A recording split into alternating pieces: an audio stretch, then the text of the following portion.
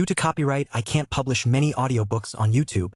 At our audiobook novel service, we offer access to over 300 full novels from Pocket FM, Webnovel, Audible, Wuxia, and more, all in high-quality audio format. Each novel is available with a one-time payment only. No subscriptions, no monthly payment, and no ads. Payments via PayPal or Ko-fi. To browse the full list of available novels, message me directly on Telegram or WhatsApp, or check out our full catalog on Discord. Chapter 7199. The Ultimate Sin. V.S. rarely interacted with his mother these days. Whether it was himself in the Red Ocean or Veronica in the Milky Way, the Oblivion Empress liked to be aloof and spend her precious time on her own plots and schemes. V.S. understood it. Ever since he resurrected her, she became a true god, a transcendent existence who perceived reality in a very different fashion than mortals like himself. It was as if she lived in a four-dimensional universe while lesser beings were still confined to a three-dimensional universe. Even if their living spaces overlapped, their perspectives diverged too much to attain mutual understanding. A part of V.S. hated it because his mother knew so much. She could help him avoid so many detours and gain much greater power at the fraction of the price. If she wanted to, she could use her superior might and understanding to quickly tutor him and rapidly rise to power, just like she had done with his eldest sister Helena. Yet another part of V.S. felt grateful that this scary energy-based life form that just happened to share a parental relationship with him kept her distance. She was an objectively horrible person who definitely shared the same opinions about humans as the ascended giants. She was the product of a very distorted culture and society that placed ordinary humans at the very bottom of society. This was not the kind of person that V.S. wanted to befriend. As a child who grew up in an ordinary modern civilized state, he could never accept how Cynthia Larkinson treated ordinary humans like slaves. She had no respect for their intrinsic human rights and was not above sacrificing them to further a greater goal. V.S. and Cynthia could never align their philosophies with each other.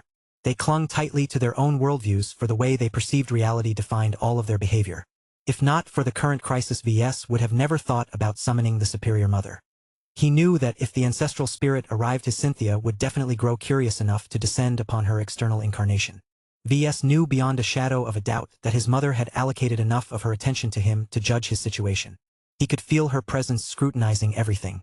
She did not bother to hide her powerful influence as her incarnation methodically swept his true body and his spirituality from top to bottom. She also scanned the surroundings, paying special attention to the scuffed but largely uninjured oscillating fist. What was strange was that time appeared to have slowed down by a factor of at least 100. Everything moved so much slower that they almost appeared frozen. It did not take much guessing that his mother was responsible for this effect. It appeared she wanted to reserve plenty of time to lecture him in person.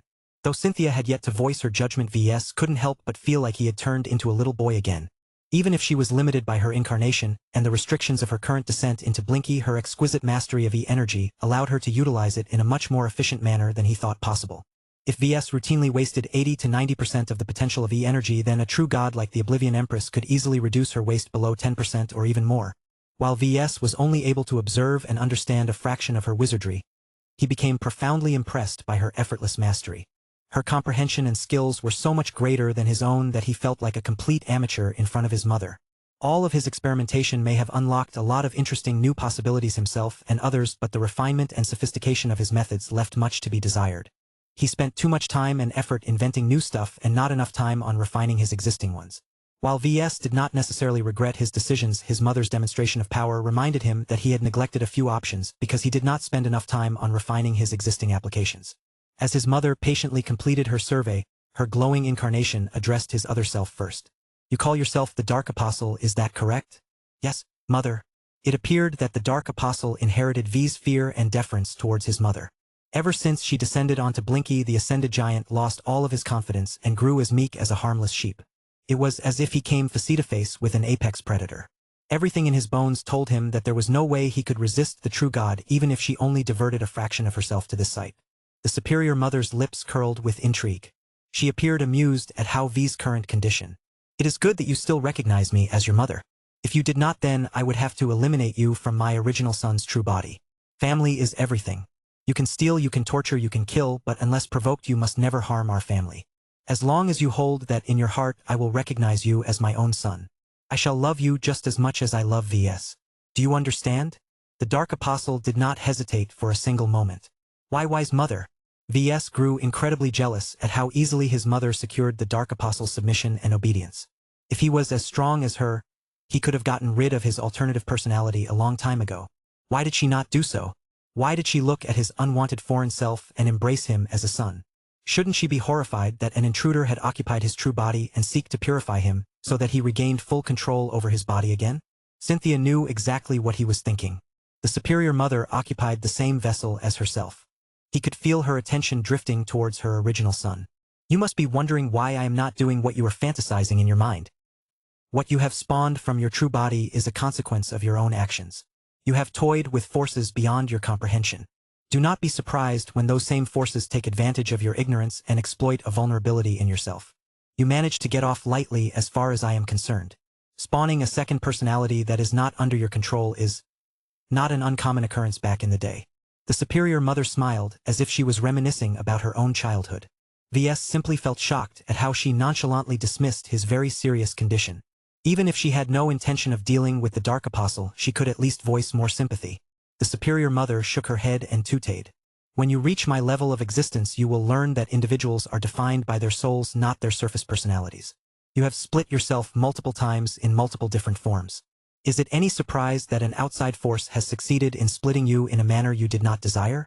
In other words, it was totally his fault that he ended up stuck with the Dark Apostle. From Blinky to Veronica, you have also not shied away from assuming different identities. She continued to admonish VS. As far as I am concerned, they are all aspects of yourself, and so they are all my children so long as they recognize me as their mother. You may think yourself as special as you are the first and the eldest among them, but you can argue that this also makes you the least developed and evolved iteration of yourself. Oh? What the hell was she talking about? Seeing that VS did not understand her message, she dumbed down her explanation. It doesn't matter if you retain a single personality or spawn 1,000 personalities. I am willing to love each of them as my own son or daughter so long as their soul is tied to the boy I birthed and raised. Love transcends all barriers. I may not be able to live up to this ideal, but my tolerance is vaster than you can imagine. I will love you even if you choose to destroy the Dark Apostle. At the same time, I will love him without reserve if he somehow gains the upper hand and devours everything that defines you as VS. What? His mother was crazy. Wait, doesn't that contradict your earlier statement about never harming your own family? Cases like yours are special, Cynthia delicately said. The two of you are not brothers. You are different versions of yourself. Admittedly, the Dark Apostle has become contaminated by an outside force, but that does not fundamentally change my description. The two of you need to sort out your own cohabitation problems. I shall not interfere. Really? Really? The superior mother nodded. You are both my sons, and I love you both equally. I will not play favorites as only a bad mother would do so. I will accept any resolution or lack thereof. You may fight each other until the winner takes all. One of you may take the initiative to leave your true body and inhabit a different one. You may even choose to accept your joint ownership over the same body and maintain the current status quo. In other words, she was fine with almost every possible outcome. While the Dark Apostle clearly grew ecstatic at this news, VS felt betrayed by his own mother. Did she not want him anymore? It is not about wanting you or not. The true God directly stated to him, "You have made your bed. Now you must lie in it." Actions have consequences. Cultivation is inherently dangerous, and directly manipulating the soul is even more perilous. You cannot continue to play with fire and expect to remain safe all of the time. Sooner or later you will get burned. The current outcome is hardly the worst-case scenario. There are much worse fates. I can hardly imagine. I understand what you are going through, my son, she said in a heartless tone. However, the most appreciated decision I can make is to respect the process of the survival of the fittest. If the two of you are determined to monopolize your true body, then only one of you will survive to the end. I shall commend the winner for his success. As for the loser, I have no sympathy for him. Weakness is the ultimate sin. VS almost felt like fainting when she uttered those words. He truly could not understand what was going on in her crazy mind. Her norms and values were so alien to him that it was difficult to imagine that she used to be a human. Is this how you view your own family? Is it too much to ask for you to divorce your ideology from your family? You already know the answer to your own question, VS. I am not the woman you think I am, she said as the superior mother looked at him with judgment. As I have said before, I understand what you are going through. Because I have lived through similar experiences. Your condition is not uncommon. Different personalities may spawn in our bodies for one reason or another. Do you truly think that I am the gentle mother who raised you back in Cloudy Curtain? A horrifying realization dawned on V's mind. Are you saying, you devoured my birth mother? I am not a monster that has taken on the guise of your mother, she declared. I am your mother. My love for you is real. Whether my current personality is an exact match to the one that has raised you in your early childhood is inconsequential. No matter whether I present myself as the superior mother, the Oblivion Empress, or Cynthia Larkinson, they are all parts of myself. The same applies to you. The sooner you accept this greater truth, the sooner you will become mature enough to undertake greater responsibilities. Chapter 7200, Krytak Seashells. Chapter 7200, Krytak Seashells. Intellectually, V.S. understood what his mother tried to convey. V.S. still thought like a mortal. He treated every personality as a separate individual. This was a common-sense response towards this phenomenon. His mother clearly had a more open-minded perspective on the matter. She still loved him, but she also loved the Dark Apostle. Even if the latter had become indoctrinated by the heavenly authority of the Red Ocean and thought of himself as an ascended giant, this was a trivial issue to a true god. This was one of the reasons why he did not like to interact too often with his mother. Not only did she admonish him and criticize him all of the time, she also had a tendency to impose her weird ideas on him. She was a woman who was fundamentally disconnected from modern human civilization, and she never attempted to correct this problem. Instead, she was much more likely to force everyone around her to conform to her own views. She certainly had the capital to do so, considering that she was a true god. The strong devoured the weak, and between the two of them, V.S. was definitely the weaker party at the moment. V.S. tried his best to shove his identity problem aside. He could only process so many subversive ideas at a time. There was a time and place for him to sort out what he learned, and that time was not today. I did not summon you here to consult you on my current condition, V.S. said. I called you here because I want to borrow your power to fuel our next attack. The Dark Apostle and I are currently locked in a life-and-death match against the human phase lord over there. He has already managed to tank one of my special attacks. I only have one high-explosive blast lance left, but I am not confident I can breach his special armor. The subjective time-slowing effect was still in force, which meant that V.S. and his other self could afford to spend the time to have a proper discussion with their mother. He was grateful for that. The gravity of the situation became a lot less severe. Even if his mother said no and refused to intervene, the additional time gave him enough opportunities to devise an emergency solution or two. He would not be proud for resorting to less honorable tricks, but victory mattered more than anything else. He still desired his mother's aid in this situation. She could almost certainly handle this problem a lot better if she was willing to exercise her power. Naturally, she could not stop herself from admonishing him again. Reckless fools. Both of you have proven to be just as mulehead as your father. Is it not too much to ask for you to reject a duel against an adversary that is obviously superior? Your pride may take a blow, but that is better than losing your lives. Having good judgment and eyesight is an essential survival skill. You only need one mistake to forfeit your life. Having the courage to accept shame is another skill. There are many times in your life where you must admit defeat despite your unwillingness to do so. A survivor is an individual who can recognize reality and accept dishonor before death. Your society idolizes those who do the opposite, but when do others have a right to pass judgment on you? You should have abided by your logic over your pride. Both V.S. and the Dark Apostle felt like bowing their heads in shame and disappointed. She was completely right. The more prudent decision would have been to reject the fourth duel and rely on the Red Collective to suppress the oscillating fist. Even if doing so would cause them to lose the respect of the Ascended Giants and cause a small portion of their number to defect to the Red Cabal, at least V.S. and his alter ego escaped a fight that would lead to their deaths if they proved inferior. There was no real need for them to put their lives on the line. I have learned my lesson, mother. I shall do better next time. I cannot unmake my last decision, so both of us are in big trouble at the moment. Can you help us deal with the current situation? His mother sighed. I shall do so this time. You are right to enlist my aid. Children like you are prone to making mistakes from time to time. As a parent yourself, you should know that it is better for you to suffer the consequences of them so that you will learn better and act more cautiously next time. However, your current situation does not allow you to do so. I recognize the outer material that your adversary uses to protect himself. He has great taste and great connections. Not anyone can gather so many pieces of Krytak Class A seashells and build a suit out of it that grants full coverage. V.S. reacted with surprise when she was able to name the mysterious shells that formed the scales of the oscillating fist's raiment. You recognize them? What are Krytak Class A seashells? The superior mother smirked. It is an organic material harvested from the old galaxy. I believe that the MTA has classified it as a superclass material. From what I know, these shells come from exomollusks that have evolved from a peculiar planet located in the galactic center. Due to exposure to a high number of toxic materials, deathly radiation, and more unusual energies, a small number of organisms have evolved to convert the local exotics and radiation to grow a special substance that eventually takes the form of these unusually resistant seashells. That did not sound like a particularly unique story. There were many instances where humans stumbled upon an untamed planet and discovered many wild evolutions and adaptations that presented solutions that were far superior to anything they could reproduce with their current masteries in technology. Nature was just as good as an engineer, if not better than intelligent races. It certainly had a lot more time to do its job, which ultimately led to galaxies filled with all kinds of biological bounties just waiting to be discovered. The Meshers have come to discover their value first, and have taken direct control over the planet in order to erect a sustainable harvesting operation. His mother continued. Most of the seashells do not reach the quality of the shells used by your current opponent. They are categorized as Class C and Class B seashells. Only a tiny fraction are lucky enough to receive the superior label of Class A. These are the most perfect and flawless specimens that tick every box on the list. The protection they offer in their raw stat is unsurpassed. They are true treasures of the old galaxy. I see, VS said with a bit of awe. So this guy managed to obtain all of these seashells from the Meshers? Do they have a lot of these shells on hand? The superior mother shook her head. I cannot say too much about their availability, but I have always considered Krytac Class A seashells to be a rare product. It is inconceivable how the oscillating fist managed to gather enough bargaining chips to exchange for so many shells. The MTA normally reserves them for the construction of some of their most powerful true mechs. Now that was a phrase that VS had not heard in a long time.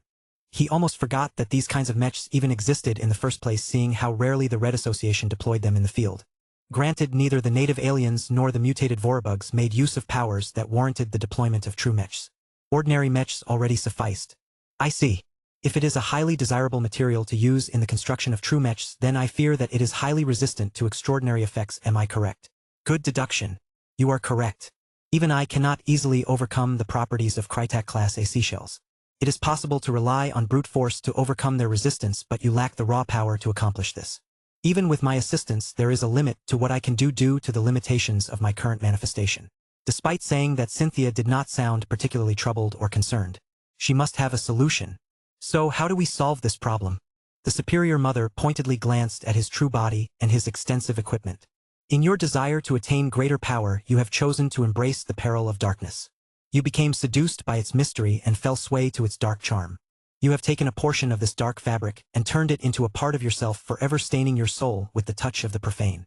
Do you disapprove? Not at all, my son. I neither approve or disapprove. It is true that experimenting with the element of darkness may not end well for you, but its potency is real. As long as you can stay true to yourself and explore this element with caution, you can become a powerhouse that no one dares to challenge. You only need to follow two rules above anything else. First, you need to be patient and accept that you are not ready to explore the more dangerous facets of this element. Second, you must always retain your awe towards power. The moment you lose sight of this principle is the moment you will suffer an irreversible accident in the near future. As much as VS was annoyed that she was patronizing him once again, this was her right as his mother. Besides, her advice was sound. There was nothing wrong with being patient and respecting power. He should have kept this in mind a lot more. I shall certainly not forget them, mother. That aside, can you still find a way to let us overcome the resistance of Krytac Class A seashells? The superior mother smiled this time. Her smile was warm and full of love. Of course I can. No defense is truly infallible. Krytac Class A seashells may not possess any obvious vulnerabilities, but you are fortunate that the armorers under your enemy's employ do not truly understand how to process it into a fully cohesive layer of protection. This makes it possible to sabotage the protection of a small number of individual shells, enough for you to drive your lance through this gap and have it detonate inside his body. However, if you are not able to execute this step beforehand, then your lance will not be able to penetrate past this layer at your current level of power. Since she said that, then she must have a solution at hand. VS began to relax. Felt nice to be bailed out by his mother. Then what must be done in order to penetrate the layer of seashells? I can think of two different means to overcome this armor, one for each of you, Cynthia stated. For you, VS, I see that you have developed a decent understanding on how to cast a withering curse. I can help you cast a much more advanced version of it that can drain the Krytac seashells of their resistant qualities. After all, growth and decay are two sides of the same coins. These Class A shells have relied on the power of growth to become so powerful. The power of decay can easily reverse this process as long as you understand the principles. That sounded incredibly promising. VS immediately grew more interested. His mother essentially told him that there was a lot more room for growth. If he wanted to be able to drain the power of organic obstacles such as the Krytac Class A seashells by himself in the future, then it was worthwhile for him to develop a deeper mastery into the underlying concepts and principles of this curse. In other words, he needed to move beyond the theory and application that he originally acquired from an enlightenment fruit. Thank you for reading my work. If you wish to support the Mech Touch, please vote with your golden tickets. Purchase privilege for the Mech Touch. Read a varying amount of chapters ahead of regular readers, while enjoying a 99% discount on unlocking new chapters. Join the Mech Touch's unofficial Discord server, https://discord.gg/apb5kcu. Chapter 7201. Fusion Weapon Arts. Just as VS looked forward to receiving a profound lesson from his mother, she soon disappointed him with her next words. I will not resort to this solution today, VS. You have already received numerous gifts from me in the past, but I have yet to do so for your latest iteration of yourself. He has never received a boon from me since he came into existence. The superior mother gazed lovingly at his giant son's face. Dark Apostle. You have certainly chosen an interesting name for yourself. Know that this title carries power far beyond what is obvious on the surface. Know that each time you or others invoke this title, they will empower it, further causing what is currently a falsehood to slowly turn into reality. This is both beneficial and detrimental to yourself. The recently born entity adopted a humble posture in front of his apparent mother. How so? You should be able to figure out the surface changes with the help of the understanding that you have inherited from VS. I will not spell it out to you, as that would be an insult to your intelligence. What VS does not necessarily know is that your attempts to avoid the powerful existence that lurks in the darkest layers of reality are superficial at best. It is clever on his part to transfer his worship from this unspeakable existence to Blinky, but he is a fool if he thinks that such a shallow exploit can circumvent the reach of an entity that far surpasses the might of a true god. Names have power. The more it is being used, the more this connection will recover. Hey, I was doing my best, all right? The Dark Apostle shuddered. Did I sign my own death warrant by choosing this name? Should I change to a different one? Not necessarily, my son. The risks are great, but the benefits are great as well. Your situation is not unacceptable. It is unlikely for this dark existence to pay special attention to a weakling such as you. So long as this is the case, you can build a transactional relationship with an exceedingly powerful source of darkness, thereby empowering your actions far beyond what other sources can produce. VS understood what she was talking about. Are you suggesting for my other self to engage in a form of contract cultivation? The superior mother nodded. Yes, but not to the extent you are thinking of. No matter what, you must never lose your awe to power and powerful existences in particular. No force that exceeds the might of a true god is safe to interact with. Any mortal that dares to consort with such an existence can easily be wiped out from existence due to a casual move. This is one of the reasons why mortals are wise to keep their distance from gods. What must I do, mother? The Dark Apostle earnestly asked. I shall impart to you a basic weapon art that builds upon what you have already learned and allows you to invoke the power of this dark existence in a restricted and selective fashion, she said. It is up to you to improve and develop this art to your exclusive advantage. You may also choose to neglect it and focus on developing your other strengths. I will not deprive you of your freedom to choose. The Dark Apostle would be a fool if he disregarded his mother's gift. Thank you. I shall definitely cherish this weapon art of yours. What will I be able to do once I have learned it? He asked. You and VS have developed a shallow understanding of the corruption and demonic aspects of darkness. You can wield great power if you deepen your mastery into these concepts and take the time to refine more advanced techniques. However, there are times when you must confront your enemies more directly. Corruption takes time to do its work, and demons are best prepared in advance. This is why I wish for you to wield the power of nihility. VS shuddered as soon as she spoke that word. The Dark Apostle also felt a trill of fear coursing through his true body. It was as if the very mention of this concept brought their doom a little closer. This concept is tied to that dark existence, right? The superior mother nodded. The answer is more complicated than that, but you can consider that to be the case according to your current understanding. It takes the least amount of effort to borrow a fraction of the power of nihility from the dark existence. Doing this by performing a weapon art further increases the safety of this operation. Instead of using words to call upon this source of power, you use actions instead. If you speak the wrong words, there is a significant chance that you will attract the great existence's attention. If you fail to execute your weapon techniques correctly, you will generate the equivalent of static, which is not even close to interesting enough to merit any attention. Do you understand? I do, mother. Then accept my gift of knowledge. His mother did something that VS was not able to detect. He guessed that she was imitating the process of ingesting an enlightenment fruit to the Dark Apostle. Even if her own method was not as good as the genuine article, it was enough so long as it did the job. The Dark Apostle soon regained his wits. Wow. This is incredible. I never knew you could draw upon the power of nihility so easily. It is just, I am afraid I cannot execute any of these techniques, especially with a weapon as long and unwieldy as a lance. I need to spend a large amount of time on practice to succeed. His mother imparted him with a large amount of theory, but did not instill the muscle memory, physical skills, and instincts to perform the new weapon art. Perhaps she had the power to do so, but deliberately withheld these benefits so that the Dark Apostle would spend the time to master his new art step by step. Do not worry. I will help you execute one of the techniques in this duel so that you understand the right feeling and approach. His mother generously said, "You should be aware that this weapon art is centered around contract cultivation. You are using a fusion of chi and body techniques to beseech the dark existence to share a tiny measure of his power. No matter how many precautions you take, there is always a chance that you will suffer an accident. This is one of the inherent dangers of harnessing the power of darkness. It is an unstable source of power. That is both an advantage and a disadvantage." "How so?" VS asked as he grew very interested in this statement. He felt as if his mother had just voiced a profound truth. If light is associated with order, then darkness is associated with chaos. Darkness encompasses many daughter concepts that are dangerous, unstable, inconsistent, and undesirable. Of course there are exceptions, but they are firmly in the minority. One of the consequences of this truth is that it is easier to draw power from darkness than it is with many other elements. It is difficult to rely on the power of fire to burn through those Krytak class A seashells because it has a strong tendency to obey the laws of conservation of energy and all of those other boring laws. The same does not necessarily apply to the power of darkness. It is theoretically possible for you to solely rely on your own strength to completely collapse your opponent's defenses. That sounded extremely unlikely. VS and Blinky could only wield so much darkness energy at any time. It didn't seem as if this quantity was enough to produce such a profound effect. However, that was when they relied on their current proficiency in E-energy manipulation. If they deepened their mastery of the Withering Curse and improved their techniques until they were able to reach an efficiency rate of over 90% like his mother, then it may actually be possible to make the scenario happen. Unfortunately, VS estimated that it would take at least several decades of patient study practice and dangerous experimentation to reach this level of mastery and proficiency. "I think I understand," VS said with a hint of gratitude. More stable elements such as the 5 classical elements are much more orderly. The input is always proportional to the output. The same is not necessarily the case with darkness. It defies order so much that it is possible to yield an exaggerated level of output with just a small amount of input. The difficulty is trying to make this happen in a consistent manner.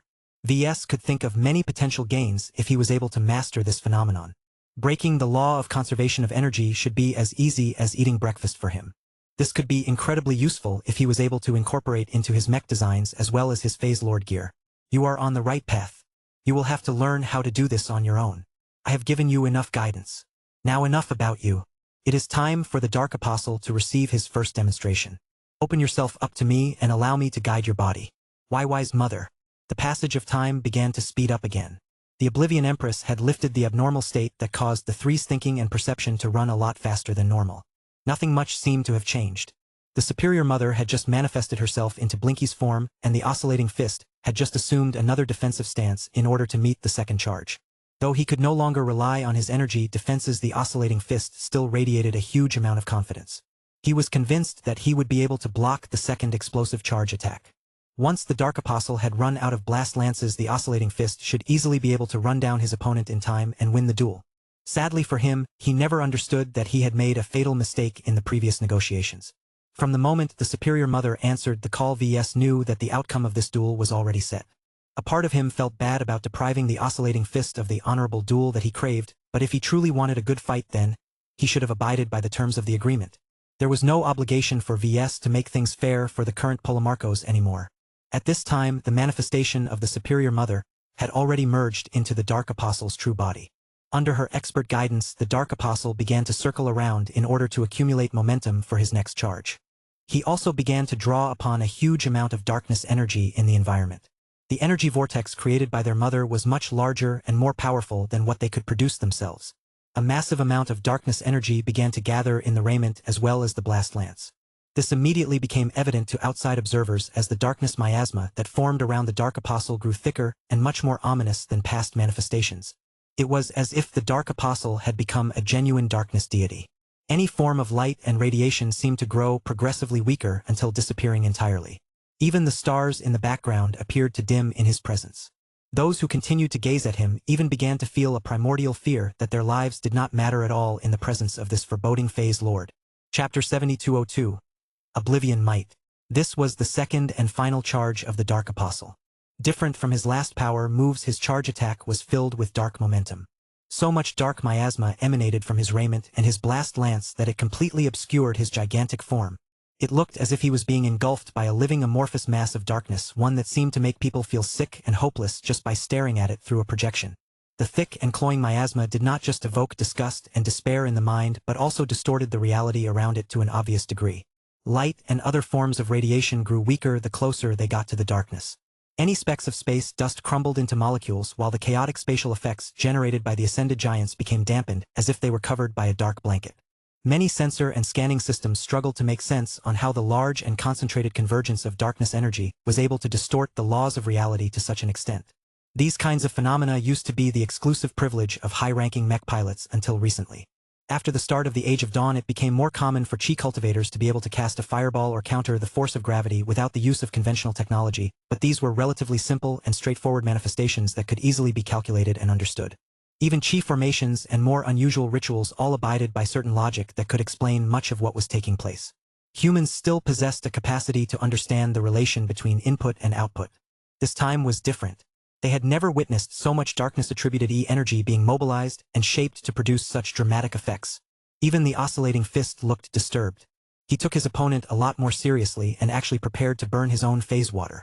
Doing this would weaken him for quite a while, and it would be difficult to find replenishment as long as the Phase Lord department remained cut off from any further shipments of phase water, but he couldn't help it.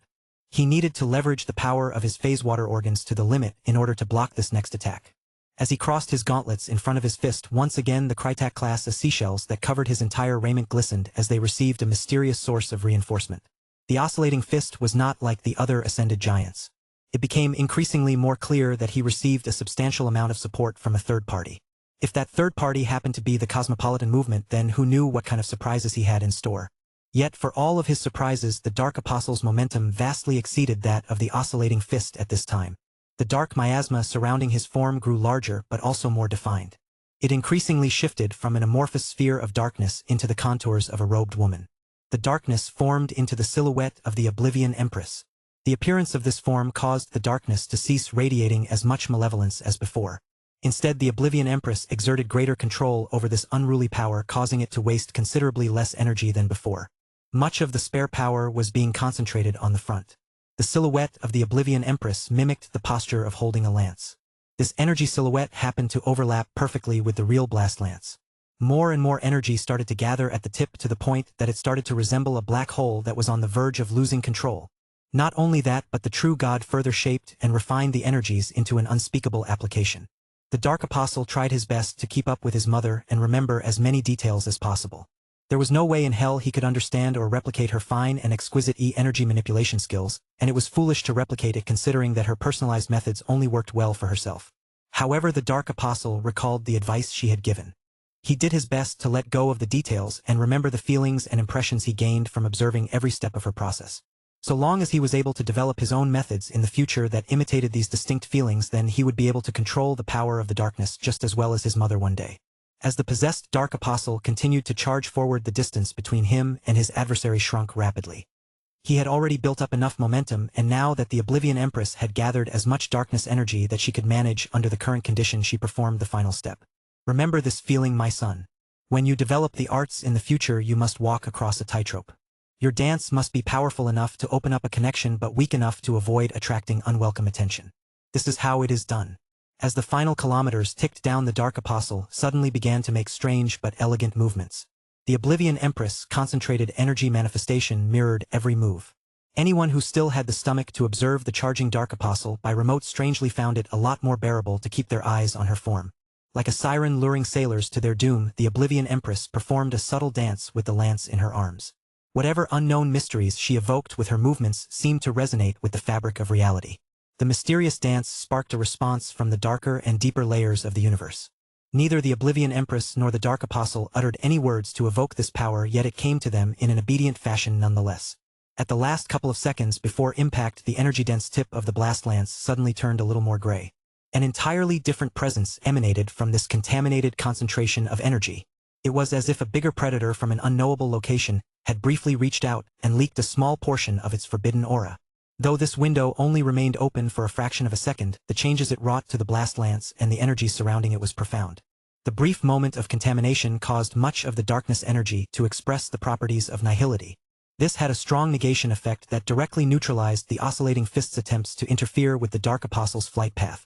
The dark lance continued to pierce through visible and invisible obstacles as it unerringly closed towards the oscillating fist. Though the Polemarchos made a sudden burst movement that abruptly pushed him to the side, the Oblivion Empress immediately corrected for this move and slightly shifted the angle of the blast lance so that it bypassed the crossed arms and eventually struck the oscillating fist right in the middle of his abdomen. VS paid great attention to the impact. Though it happened too fast for him to properly register with his senses, he believed that he had definitely managed to catch the tip of the empowered blast lance, sapping the power of the nearby Krytak class seashells before piercing through them as if they were brittle bones. Then he was no longer able to perceive anything because the ordinary and extraordinary payloads of the blast lance exploded at the same time.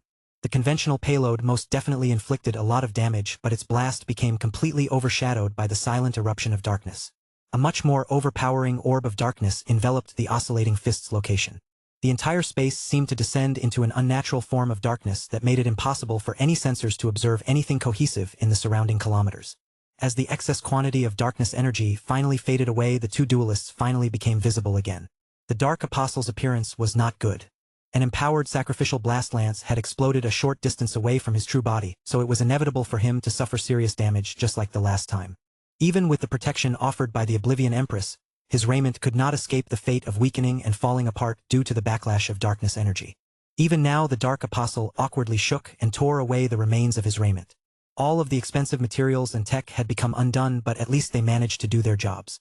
The Dark Apostle himself remained relatively unscathed. His true body only had to resist a fraction of the invasion of hostile darkness energy as his raiment. Though he was sad to see his raiment and more importantly the attached powerful linear flight system crumble into pieces, he at least managed to salvage at least one piece of equipment. His murder knife originally remained sheathed in the small of his back just underneath the flight system. This was the most protected portion of his body in the event of encountering an attack from the front. Relatively little darkness energy had managed to reach this part of his armored form, and what little managed to touch the small Dharm instantly got absorbed without incident. The Dark Apostle gripped the murder knife as fast as possible as he turned around to see the results of the earlier attack. Though he was confident that the charge attack had inflicted an immense amount of damage, who knew how many trump cards the oscillating fist had left? Damn. VS quietly cursed. As the darkness from the impact site completely faded away, the humanoid form of the oscillating fist became visible yet again. The fact that he hadn't been torn to pieces or lost his extremities indicated that he had most likely survived the second charge attack. Words escaped from his lips without sound. He no longer possessed a functional helmet or raiment to transmit his words. At least he has lost his cridal seashell raiment. The Dark Apostle looked on the bright side. The oscillating fist incurred much more damage to the point where there was nothing left of his old raiment aside from his greaves and parts of his abnormally thick and heavy gauntlets. Even these components had become compromised due to the thin miasma that had completely impregnated their structure. The oscillating fist's true body was not that much better off. His stomach had been rent open and a large amount of darkness energy had spread inside his partially folded true body. Even if the actual size and mass of his true body made the contamination of darkness energy more manageable than normal, the human phaselord was definitely not in a good condition. Yet aside from the hole in his abdomen area, the oscillating fist did not bear any other open wounds. Sure, much of his head, his torso, his upper arms, and his upper legs bore dark splotches that grew feebler and more vulnerable by the second, but these were all surface injuries that only marginally decreased his combat readiness. Seeing how he was still able to move his arms and legs if slower and more painfully, it became clear that he could still put up a fight. Even now he slowly turned around and faced the Dark Apostle with bruised but defiant eyes. The surviving Polemarchos slowly raised his naked and darkened fists before grinning with a bleeding and darkened lip.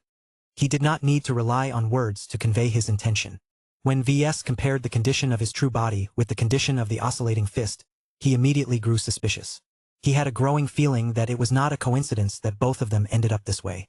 Mother, tell me the truth. Could you have killed the oscillating fist in a single blow? Yes, she plainly admitted with a satisfied smile. Then why did you not finish him off? He practically roared before he suddenly felt a very painful, intangible smack. Ouch! What was that for, Mother? You spoiled brat. Do I have to do everything for the two of you? I agreed to lend a hand. I did not promise to solve this problem entirely. The oscillating fist has lost his powerful gauntlets and his Krytak class as seashell raiment. I have even inflicted enough damage to his true body to level the playing field. Dark Apostle, I shall leave the rest up to you and only you. Take up your knife and claim your kill. Only after your blade takes away the life of the giant that you wish to usurp will you truly be able to complete the ritual in the most orthodox fashion. Your leadership challenge will be a complete success. The remaining ascended giants will pledge their allegiance to you without fail. The superior mother seduced her latest son with her words. The Dark Apostle became pumped up as he looked forward to the final fight. He gripped his murder knife with a bit of unfamiliarity but plenty of enthusiasm. "I will finish this myself," he declared. Chapter 7203. A Fair Fight. VS wanted to palm his face. Although most people wouldn't have thought about it, he had never let down his guard towards his mother. He had learned through many hard lessons that she rarely abided by her promises and always sprung unpleasant surprises to him. This was why he always felt reluctant to call upon her help. If he hadn't been forced by circumstances this time, then he would have never given his mother an opportunity to screw him over yet again. Perhaps he should have called upon the help of another design spirit such as Helena or the Phase King. No, they had no way of recognizing the true nature of those Crytek Class A seashells. Whatever empowerment these alternative spirits could bestow to the blast lance would probably get blocked by the abnormally resilient raiment. Perhaps the brute force of the charge attack might eventually overwhelm the defensive capacity of the nearby seashells, but by then not much attack power should be left. The oscillating fist would probably remain in a much better condition than now. At least his current state made him a lot more vulnerable than before. He not only lost all of his weapons and armor but also incurred just enough physical injuries to give him a physical handicap. VS had no doubt that his mother precisely aimed for this outcome. Her goal was to weaken the oscillating fist to the point where his superior boxing skills got dragged down by his injured physique. If he remained physically healthy, then there was no chance for the Dark Apostle to finish the job in his current state. The gap in skill and combat experience alone was more than enough for the older Ascended Giant to completely beat up the Dark Apostle, especially when the latter was not able to wield a spear that he could wield proficiently. As both Ascended Giants gradually took stock of their circumstances, one of them suddenly laughed. Although the oscillating fist was not able to communicate verbally at the moment, his frustration at the current situation became evident. He glowered not at the Dark Apostle but at the manifestation of the superior mother that floated beside his opponent's head. VS did not like the enemy's mocking expression at all. He wanted to work together with the Dark Apostle to crush the oscillating fist as soon as possible. Yet before the two duelists could come to blows, the superior mother reached out with her arm and began to exert her power over the oscillating fist. The giant widened his eyes and pressed his hands against his head. It soon became evident why he came under pressure. An invisible hand plucked his companion spirit from his head. It turned out that the oscillating fist's companion spirit had developed into a phase whale, or at least a spirit that assumed the appearance of one. Though his companion spirit did not possess all of the powers of a real phase whale, it happened to possess a rare and precious affinity towards space. It was not easy for an individual to develop such a rare connection to such an abstract element. The oscillating fist did not seem like an intellectual who developed a lot of theoretical understanding of physics. The more likely explanation why he managed to develop this talent was because he made use of rare and powerful reagents that were affected by the space attribute. This was an extremely luxurious treatment. The cost had to be significant. Had the oscillating fist embezzled the funds of the Phase Lord Department in order to mutate his young companion spirit in this direction, or did he receive lots of help from a third party? VS felt that the latter explanation was much more likely than the former. For the sake of your cooperation, I can allow you to speak for a minute. The Oblivion Empress imperiously told the oscillating fist. The phase whale remained unwillingly fixed in place. It opened its maw and steadily figured out how to speak in a similar manner to other companion spirits. You witch, you are the mother of this boy. For the sake of your son, you brought down your power onto me so that you could turn me into his stepping stone. The manifestation of the superior mother shook her head. You are almost correct. It is true that I reduced you to this condition, but not for the purpose of turning you into a stepping stone. You are not qualified.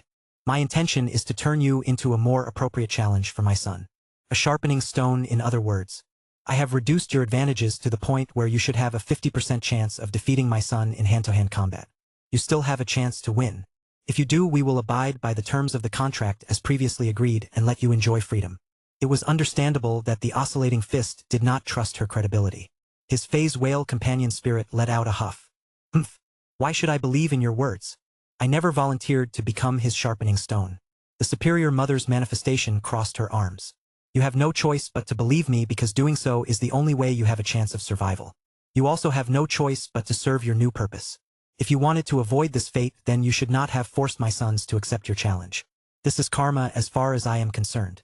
All I can promise you is that the two of you will fight each other in the purest possible fashion. No tech, no armor, no companion spirits, just pure flesh and skill.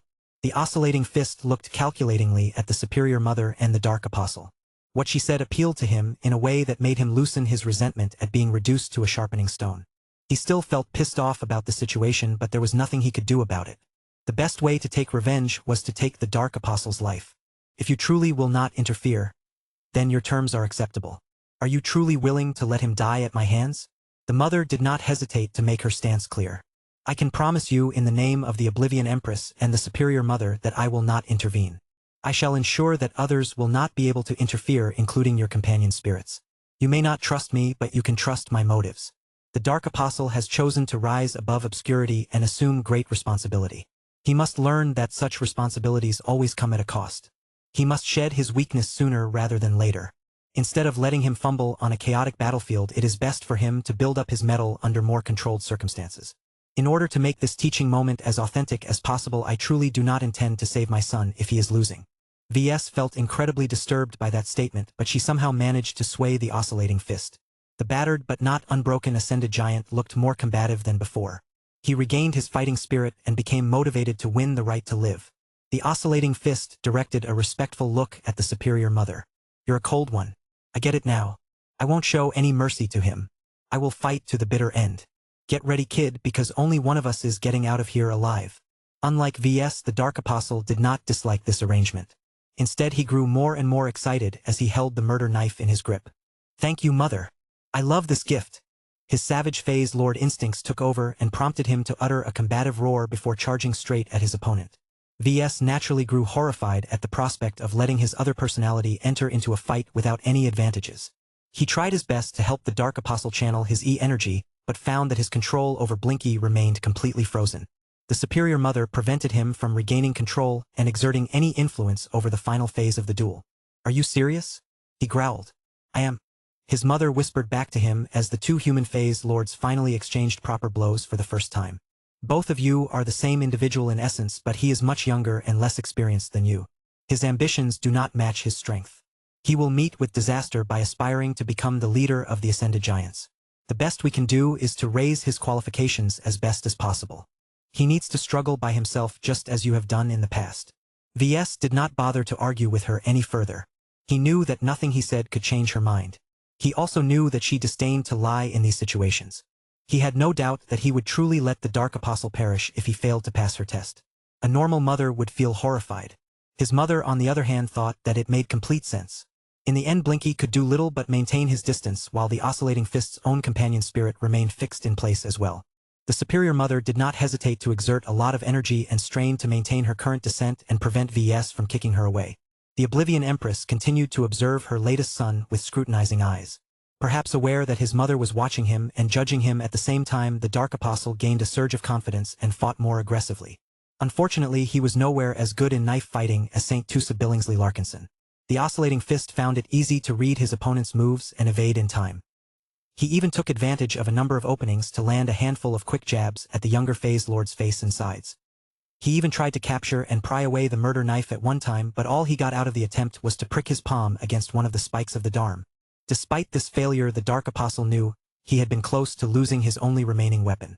I would have disarmed you and carved your head into pieces by now if your mother did not injure me to this extent. The phase whale companion spirit growled. The fact that he was completely right shamed the Dark Apostle for a moment, but he quickly shoved this thought aside. He did not have the luxury to feel shame when he truly needed all of the handicaps he could get. Although he was able to move faster and more fluently than his opponent, the oscillating fist relied on his exquisite skills, judgment, experience, instinct, and control to leverage the utmost of his injured and weakened body. Even as the lingering touch of darkness continued to afflict his flesh, his strong willpower enabled him to push through the pain and put up the most desperate fight of his life. The way he moved and the way he instantly took advantage of every opening was impressive. Though the oscillating fist only restricted himself to relatively modest probing attacks at first, he soon amped up the pressure once he gained the measure of his opponent. His pained lips curled into an increasingly confident smirk as he performed a feint that he had never employed before. In his impatience and eagerness to draw blood with the murder knife, the Dark Apostle fell for it like an idiot, causing him to overextend himself and briefly make his body vulnerable. The counterattack came in an instant. The oscillating fist had already anticipated this sequence in advance. He managed to accumulate enough power before unleashing his dominant fist straight against his opponent's chest. This punch was different from the ones before. Not only did it land with greater power than the man's previous attacks, but he also executed a strange technique that transferred a painful vibration force. The Dark Apostle coughed as he felt as if his lungs and other organs had been rung like a bell. Chapter 7204. The Brutal Clash. Many observers, particularly the soldiers and warriors among them, grew disappointed at the Dark Apostle's performance. His lack of skill in unarmed combat, knife fighting, and general combat became painfully evident. His shortcomings hadn't been as pronounced in the last 3 duels due to his heavy reliance on technology, but now that he had lost almost all of his gear, there was no way to hide them anymore. His flaws became incredibly obvious to those who knew a thing or two about actual fighting. Sure, there were still plenty of people who understood that their prospective new leader was not supposed to be able to match a professional soldier in the art of combat. The Dark Apostle was supposed to be a mech designer after all. He was also fairly young. It would have been unreasonable to assume he could match the oscillating fist in terms of martial prowess. Yet his performance was still very bad compared to how he previously fought. He was nowhere near as slick and proficient as when he wielded a spear in the previous duels. This is embarrassing. VS palmed his face. Can't you make it even more embarrassing for myself and my other self? How will we ever command the respect of the Ascended Giants if we are getting our butts kicked to such an extent? Trust me, my son. The Oblivion Empress softly spoke to him. Showing weakness and vulnerability every now and then is not always detrimental. The two of you are not qualified to dominate the Ascended Giants by projecting invincibility such as the man you wish to usurp. It is better for you to gain their loyalty through a combination of sincerity and empathy, just as you have done with the Larkinson clan. That makes a certain degree of sense, but at least let us make this choice ourselves. I am doing this for your own good, she mercilessly declared. While they talked, the Dark Apostle continued to suffer one setback after another. The initial punch to the chest was probably the signature move of the oscillating fist. Even without his high-tech gauntlets, he was able to rely on pure technique along with a bit of Phase Lord magic to land punches that shook his adversary's body. Though the vibrations were not particularly strong, they were still able to cause bruising and other forms of damage on organs that were much less able to take hits. The Dark Apostle winced and groaned in pain several times as he failed to prevent the oscillating fist from landing another punch to his sides. It felt as if one of his kidneys was about to explode. If not for the fact that Phase Lord bodies were naturally big and resistant against damage, he was sure that the last punch would have incapacitated him long enough to let the oscillating fist finish him off entirely. Fortunately, he was able to resist the pain just enough to back off and swipe his knife in front of him in a defensive manner. The oscillating fist made a frustrated expression. It was clear that he could have made his punches snappier and strike with greater force if he wasn't being held back by his slew of injuries. Still, he was becoming more used to his condition with every passing minute. The more he moved, the more he was able to understand his current limitations. This allowed him to plan ahead and plot more effective moves against his inexperienced opponent. This did not escape the Dark Apostle's attention. He was forced to rethink his approach towards this fight. Simple enthusiasm did not cut it. While his body was still in a much better condition, all of his attempts to strike at his adversary's weak points or simply land a cut anywhere on his opponent's body had utterly failed. Why was this the case? Bad technique was just an excuse. Due to his acquired weapon skills, he gained a general understanding of combat that was universal no matter what sort of weapon he wielded. Even if he restricted himself to simple stabs and slashes, he still should have been able to cut his adversary at least once. As he continued to fly around while trying to keep his adversary at a distance, the Dark Apostle tried his best to deduce why he was truly failing. With a powerful opponent right on his tail, he quickly managed to come up with a possible theory. He was fighting too cautiously. His true body was much more intact and in a better shape than his adversary, yet he tried his best to maintain his distance and launch half-hearted attacks for fear of overcommitting. This was not a bad approach if his opponent was less skilled and lacked the solutions to counter his attacks, but the oscillating fist definitely did not fall into this category. His approach placed a greater emphasis on technical fighting as opposed to brute force. In other words, the Dark Apostle tapped into his weaknesses while playing into the oscillating fist's strengths. How could he turn this around? By adopting the opposite approach. A metaphorical light bulb suddenly lit up in his head. He briefly glanced at the manifestation of his mother. The Dark Apostle may have figured out one of the lessons that he was supposed to learn from this fight. When two irreconcilable enemies were locked together in a cage, the one who came out alive was not necessarily the one who possessed the greatest skill, but the one who was most willing to put everything on the line for the sake of winning. After the Dark Apostle received this miniature enlightenment, his eyes narrowed. He no longer thought about doing anything fancy anymore. He immediately turned around and let out a roar as he charged straight at the oscillating fist. His experienced opponent immediately picked up on his change and tried to punch the Dark Apostle straight in the head. If that fist generated an oscillating force that affected his brain, then the Dark Apostle would most certainly lose. He therefore swiped his knife upwards in an attempt to intercept the fist. The older fighter diverted one of his fists, but still managed to land his other fist into the Dark Apostle's stomach. Blood spurted from the Dark Apostle's mouth. He could feel some of his phase water organs incurring serious damage from this punch. Yet he still grinned as his murder knife managed to sink into one of the shoulders of his opponent. The Dark Apostle tried to cut a deeper wound but found it difficult to do so as the resistance was too great. He was forced to pull out his weapon and attempted to land a second stab, but his bleeding opponent took advantage of his proximity to hunch over and unleash a flurry of punches that continually struck his abdomen and sides. The rapid series of punches did not land with as much oscillating force, but the damage they inflicted rapidly accumulated. The Dark Apostle kept spurting out blood from his mouth as his torso gained more bruises while many of his internal organs were screaming in pain. Yet despite all of this suffering, the Dark Apostle forcibly withstood the punishment. This was not easy. The main reason why he was able to bear it for the time being was that VS possessed a surprisingly high pain tolerance. Much of that had become imprinted into his true body, which grew and evolved with the prospect of suffering further pain in the future. The Dark Apostle benefited from this. He even found that subsequent applications of pain felt weaker on a subjective level. In any case, he single-mindedly ignored defense and solely focused on stabbing his opponent as much as possible. Since the oscillating fist sought to pummel his opponent into submission, as soon as possible the Dark Apostle grew determined to make his opponent bleed. His murder knife rose again before stabbing into the same shoulder. This time the Dark Apostle sought to exacerbate his opponent's muscle injuries. One of his adversary's arms quickly lost force. Its punching power had weakened by over 50% and lost the fine control necessary to generate oscillating force. The Dark Apostle grinned with phase water-infused blood spilling from his mouth. Before he could land his third attack, the oscillating fist abruptly changed his approach. He shifted his body and used both his injured and uninjured arm to capture the Dark Apostle in a hold. The latter phase lord grew alarmed. Hardly any time had passed, but already the oscillating fist expertly used his arms and legs to gain leverage and hold the knife arm. The Dark Apostle cried out in pain. He knew that the murder knife was his only lifeline. If lost his grip on it, his chances of winning would definitely plunge to the bottom. He concentrated hard. For a moment he sought to expend all of his remaining Warclaw energy that was circulating in his chest. Yet even as he tried to draw upon the energy that was being circulated by his mutated Jutland organ, he found that he could not draw upon it at all. An invisible wall blocked him from accessing its power. It didn't take much guessing to deduce that his mother had denied access to this potent energy. She truly did not want him to resort to this potent energy to win this duel. This discovery put the Dark Apostle in a bad mood because he had very few options left to get out of this compromising position before his opponent broke his arm. Wait, he still had another phase water organ that might be useful in this situation. It hadn't been developed for this purpose, but he would take anything he could get at this point. He hastily activated his Acres organ and allowed it to accumulate energy just long enough to discharge it across his true body in the form of electricity. Crackles of electric energy sparked from his body, causing him to suffer a second sort of pain, the pain of being electrocuted.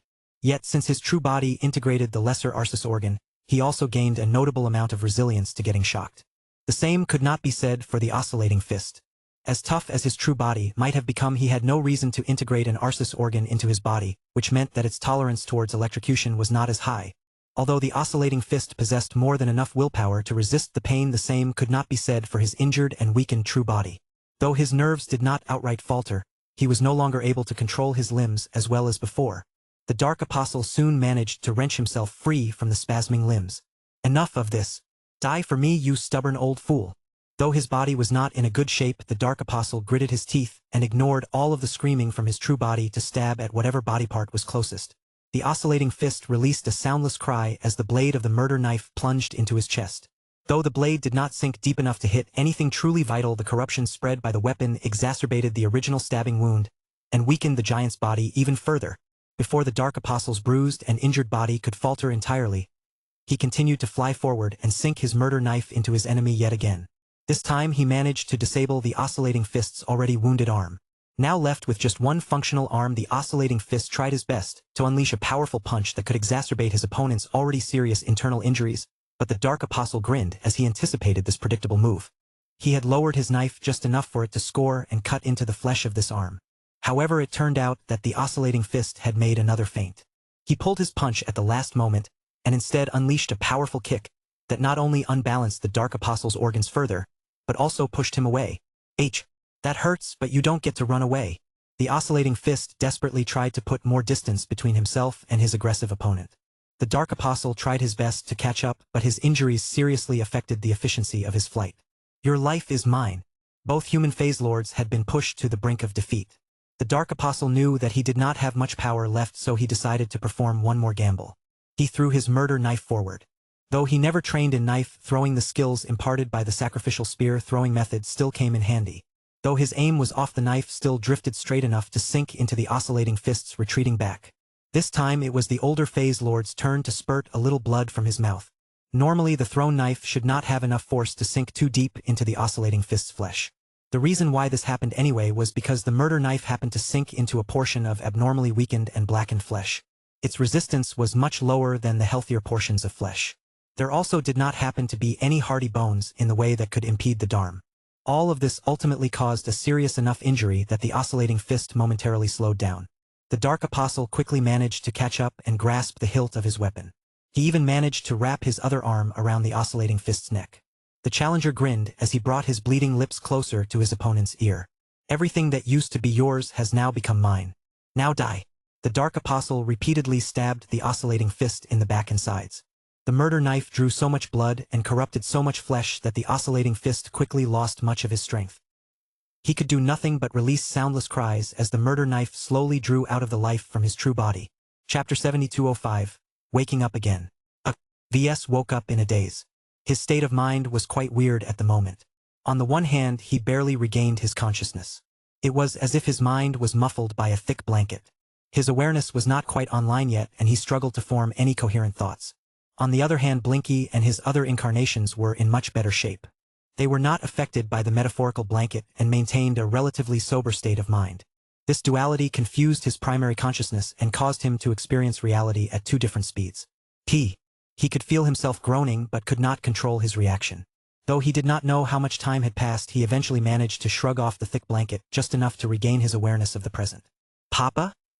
His bleary eyes gradually cleared up.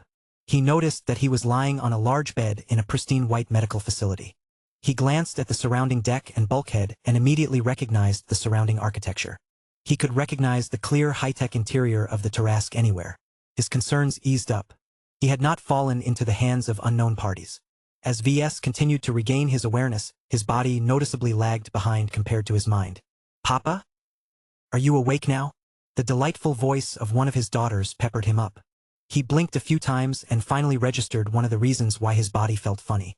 It was not only wrapped with bandages, but all three of his children cuddled against his side. With Aurelia pressed on one side and her younger two siblings crowding on the other side, VS immediately felt a burst of love from his chest as he observed his children.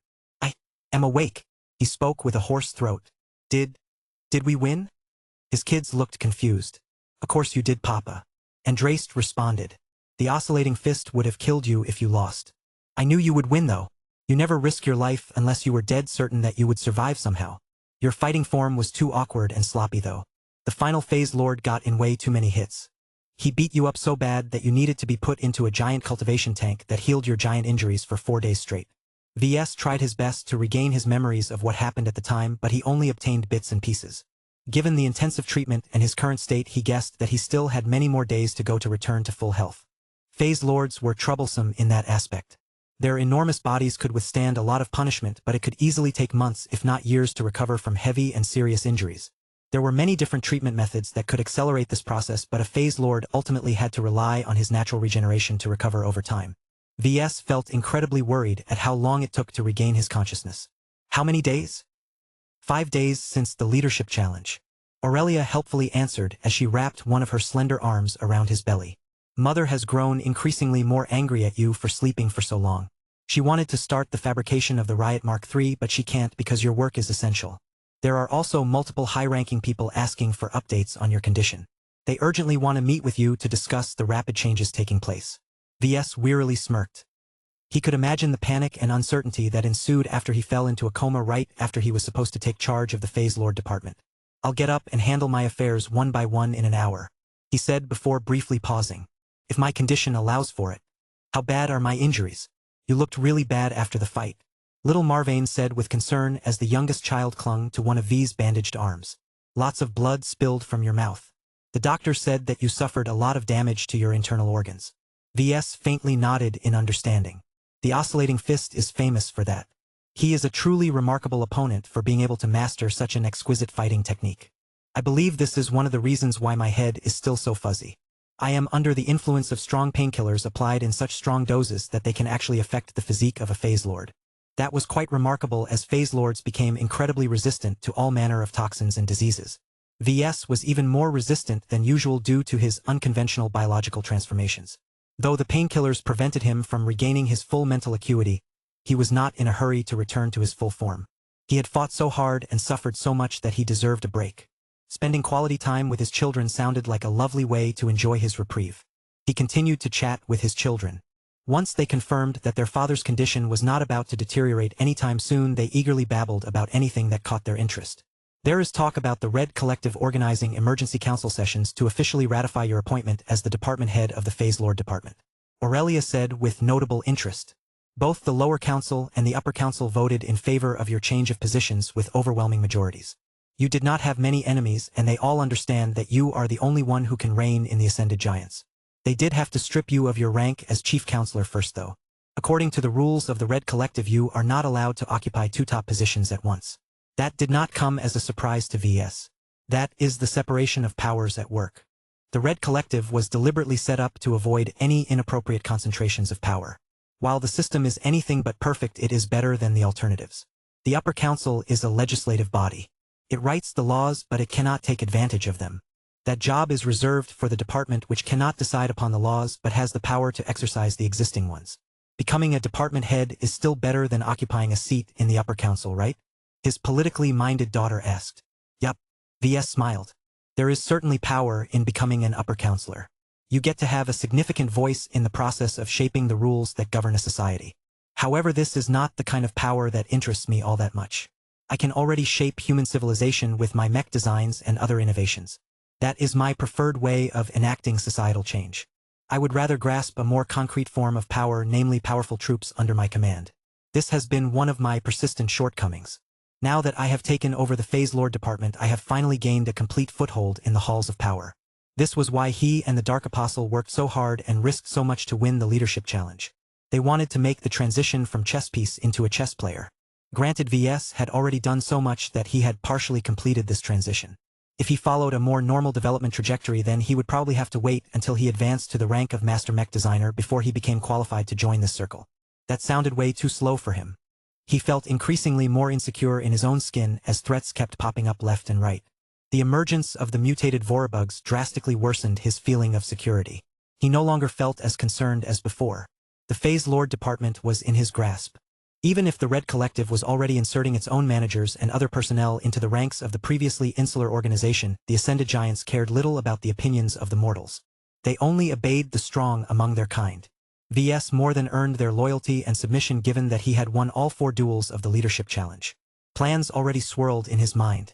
He was already thinking about which groups of giants he should station in Yernstall, which units he should dispatch to the front lines, and how many Ascended Giants should be left to join the Blue Jay fleet. The former 2 groups should fulfill the Phase Lord Department's normal obligations to the Red Collective and the greater war effort. VS had no intention of completely monopolizing all of the Ascended Giants. That would only ensure that he would remain in control of the department for 20 years at most. After that, the Red Collective would evaluate his leadership and determine that he had blatantly abused his position to serve his private interests.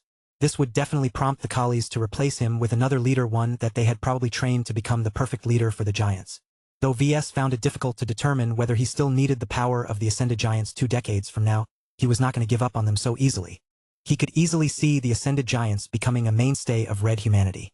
That was not to say that mechs had become useless. VS still remained committed to them. He was not about to change his primary profession anytime soon. He just thought that it was better to have more variety at his disposal. The Blue Jay fleet became increasingly messier as one group after another started to join or reinforce it. VS did not reject any serious group of reinforcements because their strength would always prove useful in one way or another. There were certain missions that the Ascended Giants could fulfill a lot better than other solutions, such as mechs and warships. You fought pretty badly, Papa. The Sword Maidens are pretty embarrassed by your final performance. Andraste admonished her father. I don't know what strange tech or mystery you used to shore up your fighting skills, but it is clear that you have very obvious gaps that even an amateur would fix in the first year of their training. You never seriously worked for it, so you need to make up for that with daily drills and sparring. He already had an inkling of what she wanted. Let me guess. Are you volunteering to be my sparring partner? Yup. You're a little too small for that, my dear. I have no interest in training my fighting skills. I leave that to my other self. The Dark Apostle is much bigger than me. He should also be a lot more interested in sparring against his fellow Ascended Giants. It is best if you keep your distance from me when I am in my Phase Lord mode. He elaborated on his warning and firmly insisted that his children should try their best to avoid the Dark Apostle. While he was not too concerned that his other personality would lay a hand on the kids, who knew what kind of vile lies he would spew in their presence. VS knew everything that went on in the Dark Apostle's mind, and he was sure the same applied in reverse. Though the two had formed an implicit and unspoken accord to never divulge any secrets that belonged to the other personality, who knew whether the Dark Apostle would abide by this rule. The thing about unwritten rules was that there was no proper means to enforce them. Anyone could break them if they thought that no one would sanction them for their deeds. The best way to prevent accidents was to erase the conditions that made them possible. So long as his children and the Dark Apostle earnestly tried to avoid each other, then that was enough to ease his worries. Chapter 7206. Who is in charge? Eventually his children had to go. VS may still be bedridden for the time being, but he had to take care of a lot of business. A man of his status and importance could rarely afford to let issues pile up for 5 straight days, at least not without making prior arrangements. While he was sure that his assistants and staff were doing their best to deal with the more routine and low-level issues, they lacked the authority to decide on anything of importance. This was why VS only reserved an hour of family time before he was ready to deal with serious business. He kissed his children one last time before sending them away. A small group of collies waiting outside the hatch soon stepped inside the compartment. VS slightly grew disappointed when he did not spot the presence of the chief enforcer, but quickly shrugged this feeling aside. The patient builder was a busy man who was chiefly responsible for the Red Collective's participation in the Red War. He could not afford to remain aboard the Tarrasque and wait for VS to wake up again. Instead, 4 collies chose to visit him first. Eliza M.O. Ragadon, his chief of staff, back when he held the officer of chief counselor. Zerial 775, the secret keeper assigned to help him understand the intelligence related to the Phase Lord Department. Divine Harpoon in his human form, the strategos of the Faceless Giants. Andrea Voss, a formation master who served as the head of the Moloch Squadron. 2 of the gathered collies pretty much served as his trusted aides and could be considered as reluctant members of his inner circle. VS did not know the other 2 collies as well, but both of them had the potential to join his inner circle in time. The RC had chosen its envoys well. Before we begin, I need you to refresh my memories, VS said as he continued to lie on his large and ruffled white bed. My memories of the end of the leadership challenge are rather fuzzy. What happened? The collies remained silent for a moment. What do you last remember? The dark-robed spy eventually asked. I observed my other self grab hold of the oscillating fist before stabbing his murder knife into his opponent like crazy. I suppose that is the last I know. Several collies frowned. That is odd. The farcer spoke. The Dark Apostle lost consciousness not long after we confirmed that the oscillating fist had lost his life. The Superior Mother left you after she did something to your incapacitated true body. When your companion spirit regained his original feline form, you apparently found it difficult to maintain your state at the time. You strongly insisted on claiming the true bodies of both the Unshakable King and the Oscillating Fist. We shipped them over to you despite the fact that it would have been more appropriate to surrender them to the Phase Lord Department to give them a dignified burial. VS wanted to scratch his head. Why did he make such a spontaneous demand? The powerful pharmaceuticals used to dull his pain was also dulling his thinking. He couldn't recall why he wanted to obtain their corpses so urgently. What happened next? The formation master directed a concerned look at him. Do you truly not remember? You transferred them to your private pocket space, something which we have always suspected that you always had at your disposal but only obtained proof of its existence for the first time. You lost consciousness soon afterwards. But this time VS wanted to palm his face.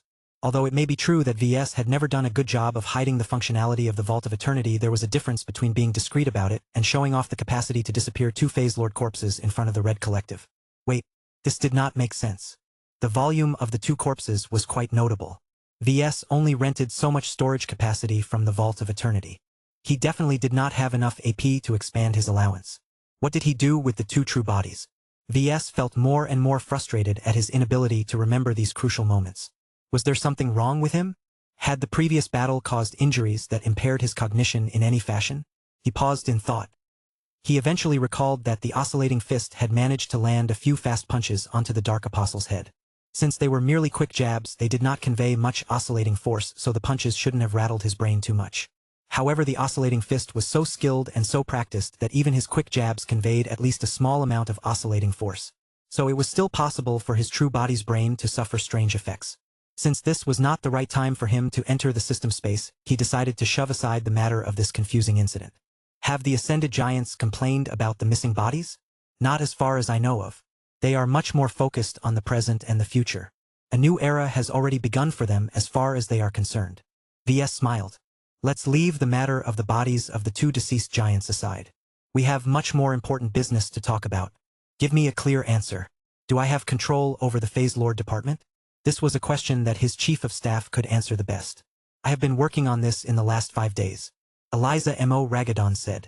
Although I am officially no longer assigned to you after the two councils have revoked your position as chief counselor, you have yet to formally take office as the department head of the Phase Lord department.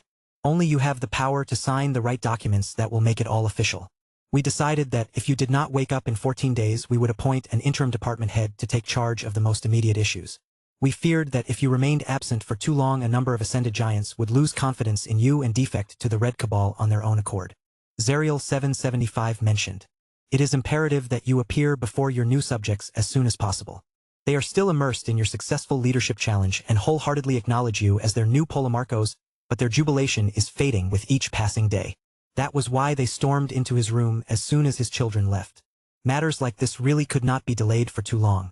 I will pay a visit to the Phase Lord department once we have dealt with the most immediate issues. VS promised. I am not sure whether I can unfold my true body in my current state. It is more appropriate for the Dark Apostle to introduce himself to his new domain. While I intend to repeal the stupid demand that human Phase Lords must keep their true bodies partially unfolded, it is too soon to enact such a radical change. Not enough time had passed to make the Ascended Giants accustomed to his new rules. For the time being, VS had no choice but to abide by the rules and traditions set by the first-generation Polomarcos.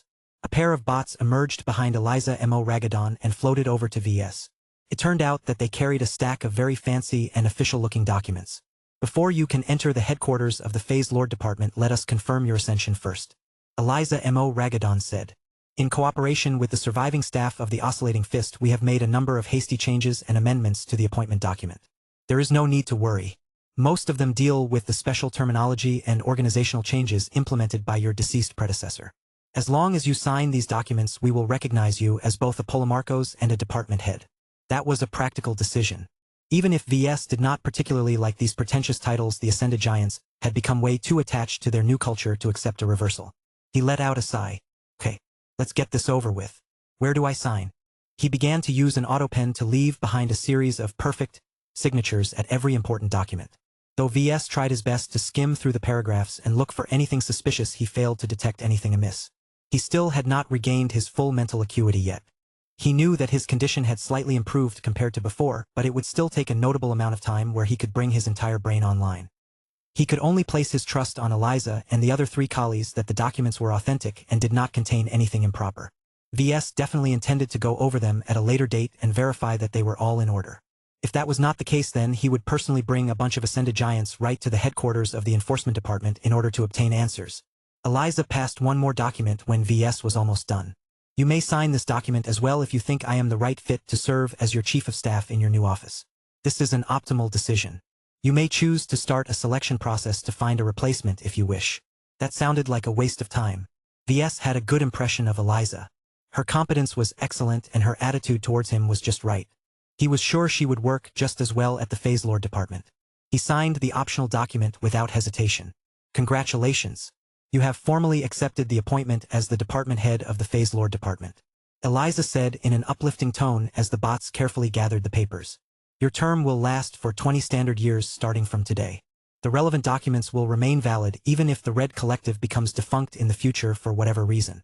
Other powers such as the Red Association, the Red Fleet, the Terran Alliance, the Rebarthan Pact, as well as the Cybernetic Empire will still recognize your right to lead the only legal and authorized force of human Phase Lords.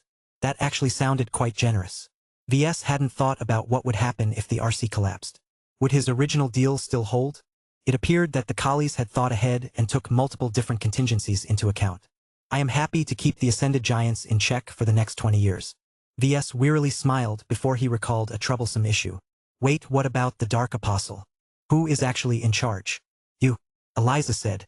The documents you have just signed contain clauses that officially recognize your dual identity as both VS Larkinson and the Dark Apostle.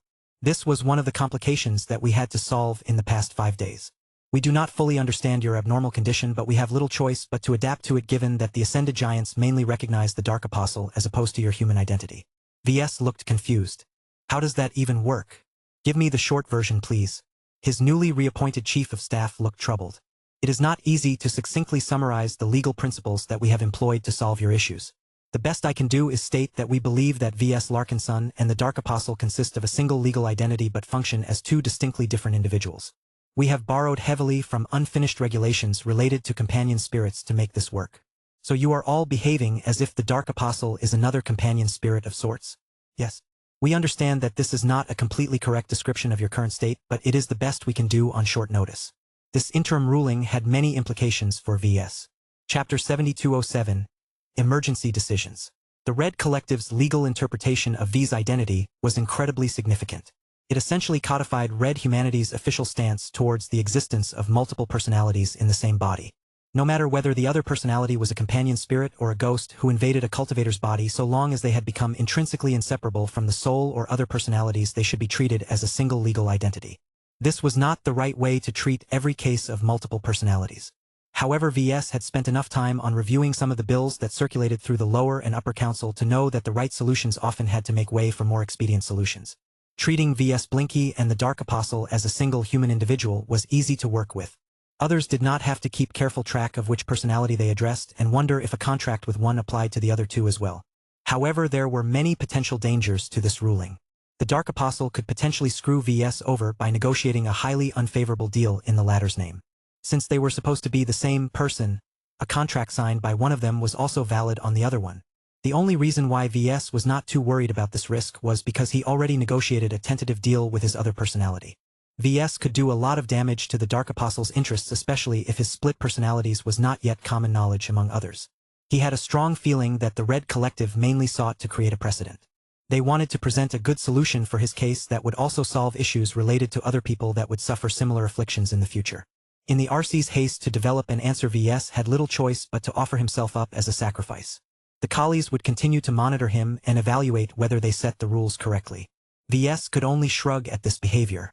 The best he could hope for was that the collies would maintain a consistent stance and avoid changing the rules a few years later. While he did not entirely agree with the rules set by the RC, he could still live with them. He would just have to encourage the Dark Apostle to keep playing by the rules. "Do you require any further clarification, sir?" Eliza M.O. Ragadon asked after she gave him a short legal briefing. V.S. waved his hand. "Not for the time being. I think I get it. I can figure out the rest by myself for the most part. Let us move on to more important stuff first. What urgent decisions do I need to make?" The Divine Harpoon spoke up for the first time at this point. "You or the Dark Apostle must choose or confirm the Ascended Giants that lead your three phalanxes," the human Phase Lord said. "There is considerable confusion about who is permitted to lead the UR Titan phalanx and whether the Fiery Axe and I are allowed to retain our current ranks in your administration." Yes, this was a critical matter that certainly needed to be addressed. There was only one problem, though. "This isn't a decision that I should make," V.S. reluctantly said. "I certainly have my opinions about this matter, but I have made a deal with my other personality. We may comprise a single legal identity, but our opinions diverge by quite a lot. I have made an agreement that I would defer most decisions related to managing the Phase Lord department to the Dark Apostle. For now, this means that I am only willing to make emergency decisions that can maintain the current status quo and prevent the situation from deteriorating any further." The Divine Harpoon looked thoughtful at that. "Please give the appropriate orders then. I do not mind keeping you and the Fiery Axe as the Strategoi of the Faceless Giants and the Flesh Choppers respectively. I would like for the two of you to write reports that explain the justifications of your decisions up to this moment and what the two of you intend to do in the future. I also need you two to draft a list of candidates who may be suited to take over your seats if the Dark Apostle has decided to replace you. Eliza, you should help out in this matter." His chief of staff frowned but nodded. An outside perspective would be needed to write the reports that he desired. Eliza knew very little about the Phase Lord department's internal affairs, so she would have to work hard to understand the circumstances of every individual phalanx. "Will the UR Titans be able to hold without a strategos?" V.S. asked. "I am not too certain," the Divine Harpoon honestly admitted. "At this moment, the UR Titans have yet to turn into headless chickens because the Unshakable King's deputy has stepped up to keep them in line. The Grapple King still lacks official sanction. I recommend that you at least give him an interim appointment so that he can be taken more seriously for the time being. The UR Titans have great egos. The longer they are left unchecked, the more they may decide to take matters into their own hands. They need a firm hand to remain obedient." Hearing that caused V.S. to frown. "I do not like the sound of that. Is this because the UR Titans are the best of the best?" The Divine Harpoon ruefully smiled. "You hit the nail on the head, sir. The UR Titans are the first human Phase Lords and have received the most individual investment. They regularly lord it over in front of my faceless giants who are admittedly unable to defeat them in single duels. However, I am confident that our entire phalanx can still defeat theirs due to our advantage in numbers as well as consistency in training and tactics. The UR Titans and the faceless giants couldn't be any more different. While the former possessed a number of consistent traits, the UR Titans received heavy encouragement to develop individual traits that could make them more excellent. The faceless giants, on the other hand, were largely encouraged to stick to the same formula. Consistency was one of their greatest strengths. Only their leaders and sub-leaders were allowed to develop a few more individual traits in order to serve as champions. I think I have read an intelligence briefing about the Grapple King, but I want an insider's perspective on the man. Can you confirm that he is not a radical divine harpoon? The only other human phase lord in the room nodded without hesitation. I can assure you that the Grapple King is a suitable interim leader, sir. He will hold down the fort for you without enacting any significant changes without your input. The unshakable king has voiced strong opinions on how we should embrace our inherent godhoods and subjugate the humans under our exclusive rule.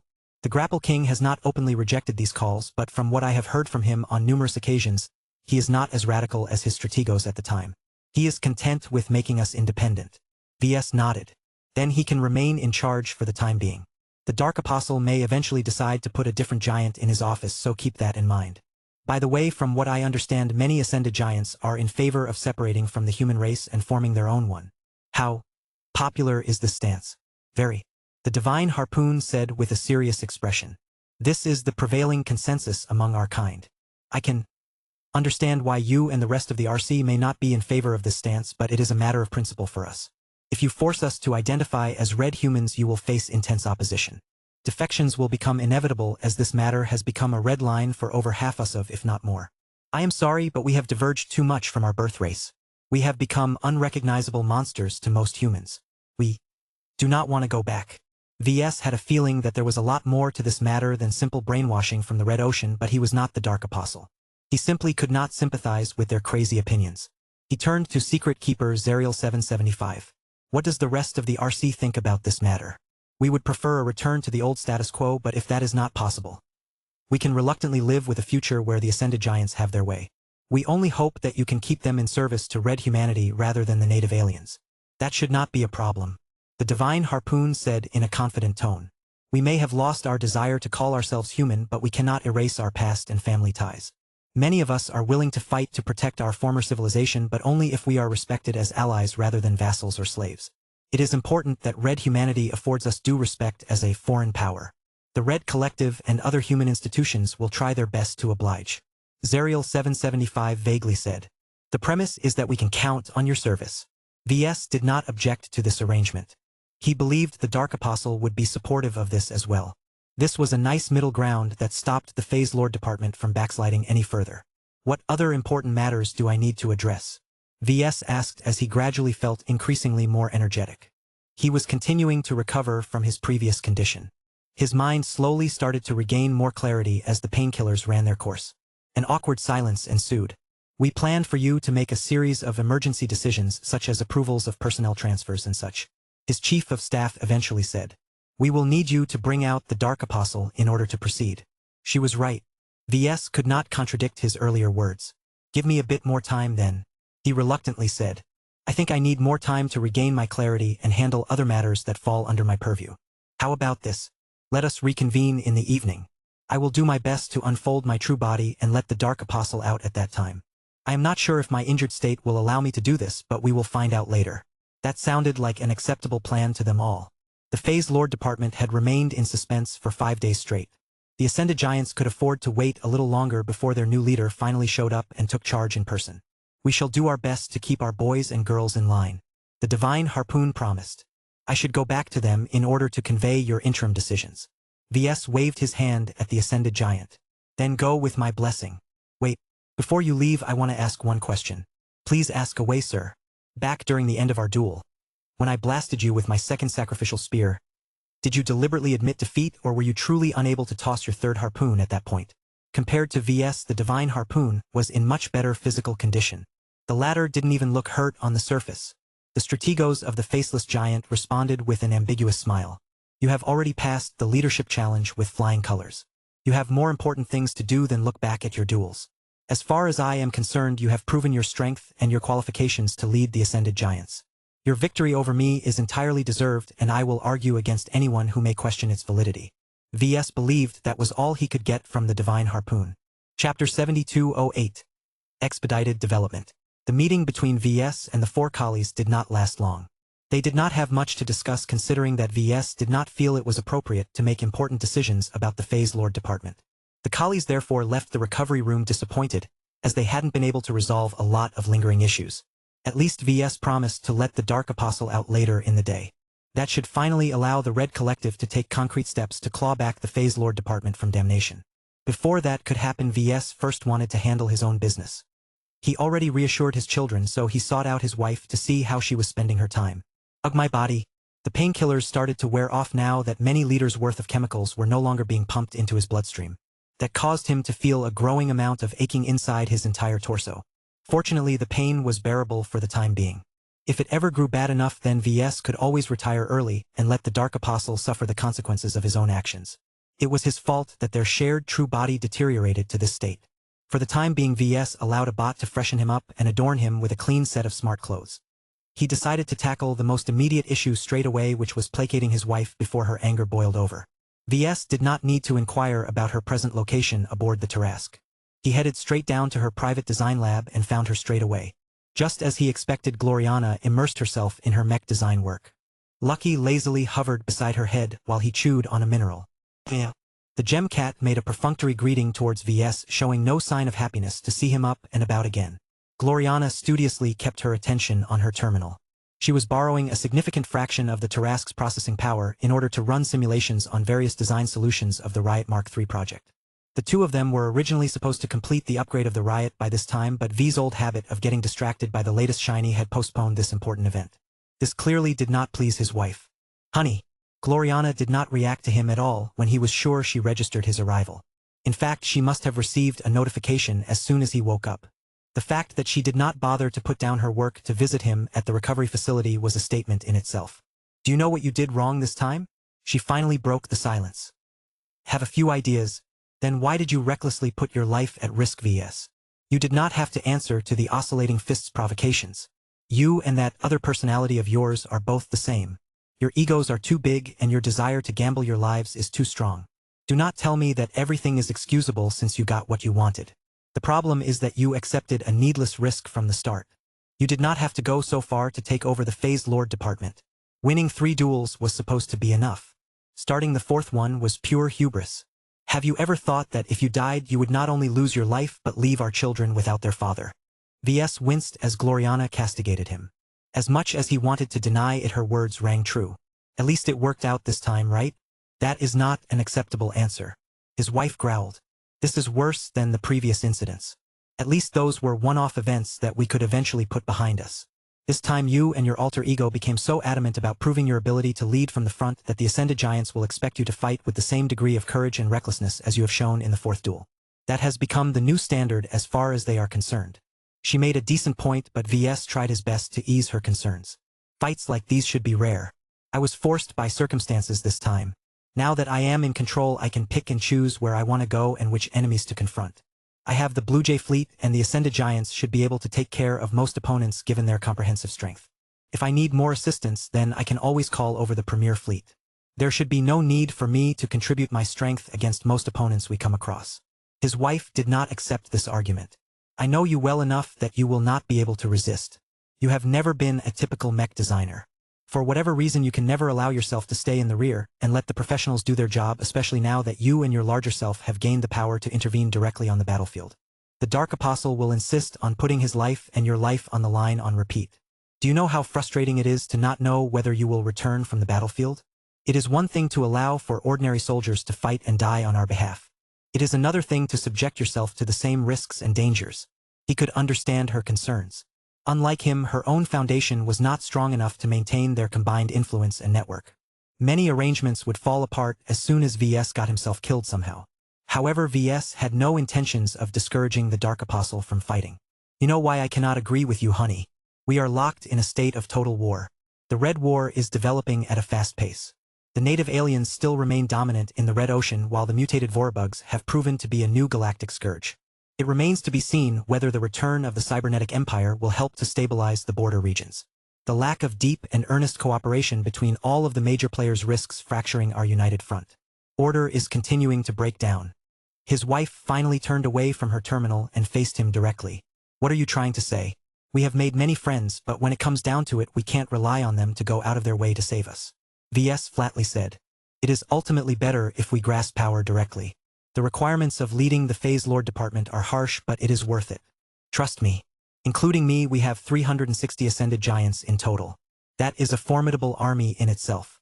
I bet we could easily conquer an entire zone by ourselves.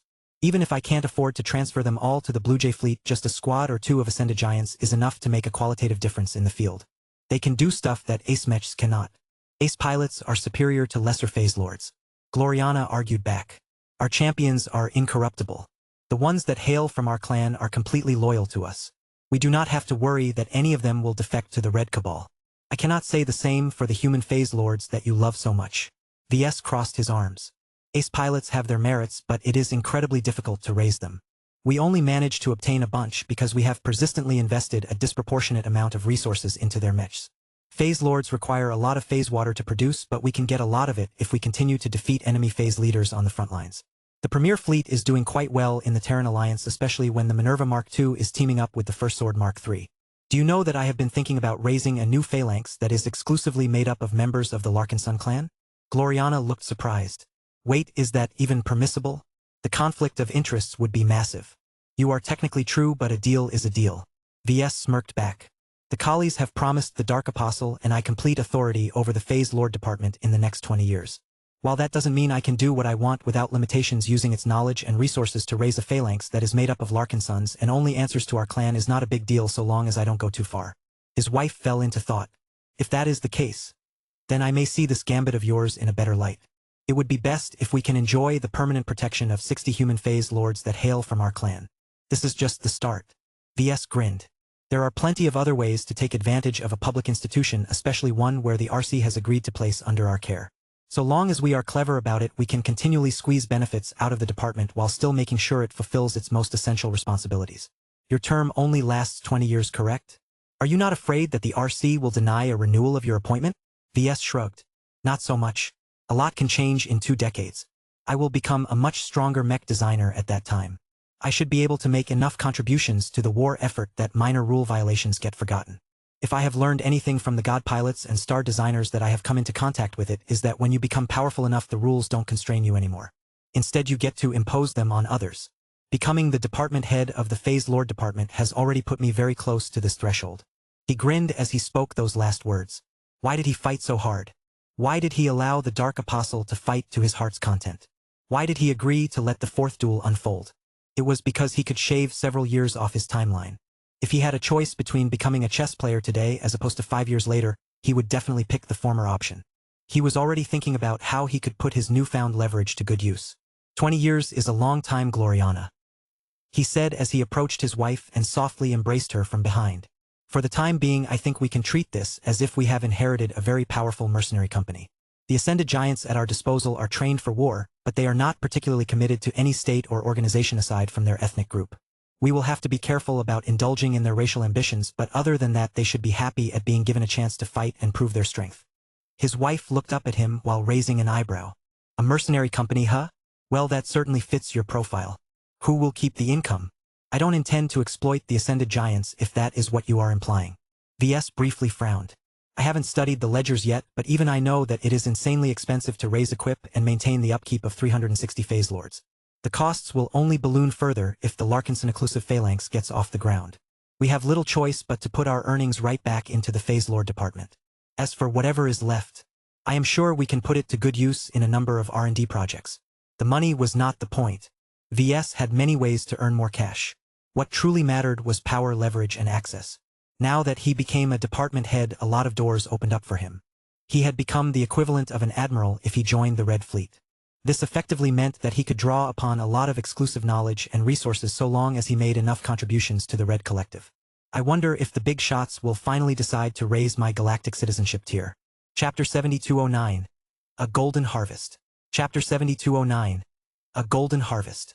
VS found it increasingly less acceptable that he still remained stuck as a Tier 3 galactic citizen. Although the Red Collective was still too young and lean to elevate any of its members to Tier 1, VS knew for a fact that every department head reached Tier 2 galactic citizenship. This was an appropriate status. They were nowhere near as influential as individual god pilots and star designers, but their office granted them widespread influence that could change the course of human history. There was no excuse to keep him at Tier 3. Not when he commanded the loyalty and obedience of 359 human phase lords. The greatest impediment was the evolution, which she was responsible for blocking her promotion. If she had made a promise about it, then it would be difficult to defy her directive given how much she cared about the matter. VS hoped that this was not the case. Given divine Lucy Miyazaki's history as a radical and a rule-breaker, she shouldn't be as rigid as he feared. He would give the Red 3 a few weeks to get their act together and elevate him to a Tier 2 galactic citizen. If they still refused to give him what he deserved, then he had no qualms about using the 3 phalanxes at his disposal to apply leverage. After all, what was the point of gaining so much power if he did not make good use of it? He not only had to demonstrate that he was able to command all of those ascended giants, but that he was also willing to use them to his advantage. As VS continued to talk to Gloriana in her design lab, she gradually filled him in on a number of developments. There are already inquiries within our clan on how to apply to join the Phase Lord department. She told him, our infantry soldiers are especially eager to become a part of the exclusive gathering of human Phase Lords. They do not fully understand what they are getting into, but I doubt that warning them about the changes to their cognition will deflate their enthusiasm by all that much. Each of them have relit the fires in their heart. While VS was glad to hear that there were plenty of Larkinsons who were willing to undergo Phase Lord conversion, he knew that he and the Larkinsons couldn't afford to rush this process. At the very least, VS wanted to conduct more research on how to prevent or reduce the brainwashing from the Red Ocean. So long as everyone who managed to raise their phase water concentration past a threshold mistakenly believed that they were gods, it would be hard for them to remain members of the Larkinson clan in good standing. Kinship was one of the central concepts of the clan. The Golden Cat was the ancestral spirit of the Larkinsons for good reasons. She may not be the most powerful, knowledgeable, or flashiest of spiritual entities, but she embodied the importance of love and family above all others. VS feared that the Larkinson giants would become so brainwashed by the heavenly authority of the Red Ocean that not even the Golden Cat could set them straight anymore. Once they embraced the allure of godhood and believed with all of their heart that they deserved to rule over mortal humans as if they were slaves, then they could never treat their fellow Larkinsons with genuine love and respect anymore. They would have to be removed from the clan rolls. There was no other possibility. VS at least managed to stay in the clan because only his alternate personality developed a god complex. VS would be happy if other Larkinson giants managed to stay true to their hearts in the face of the Red Ocean's coercive persuasion, but he did not get his hopes up. The standards were too high. Perhaps only 10% or so of Larkinson candidates would eventually retain their original personalities. By the way, VS, she said, since you have learned a number of new tricks, have you gained any special insights that you want to apply to the Riot Mark III project? You have become much more proficient in spearmanship than before.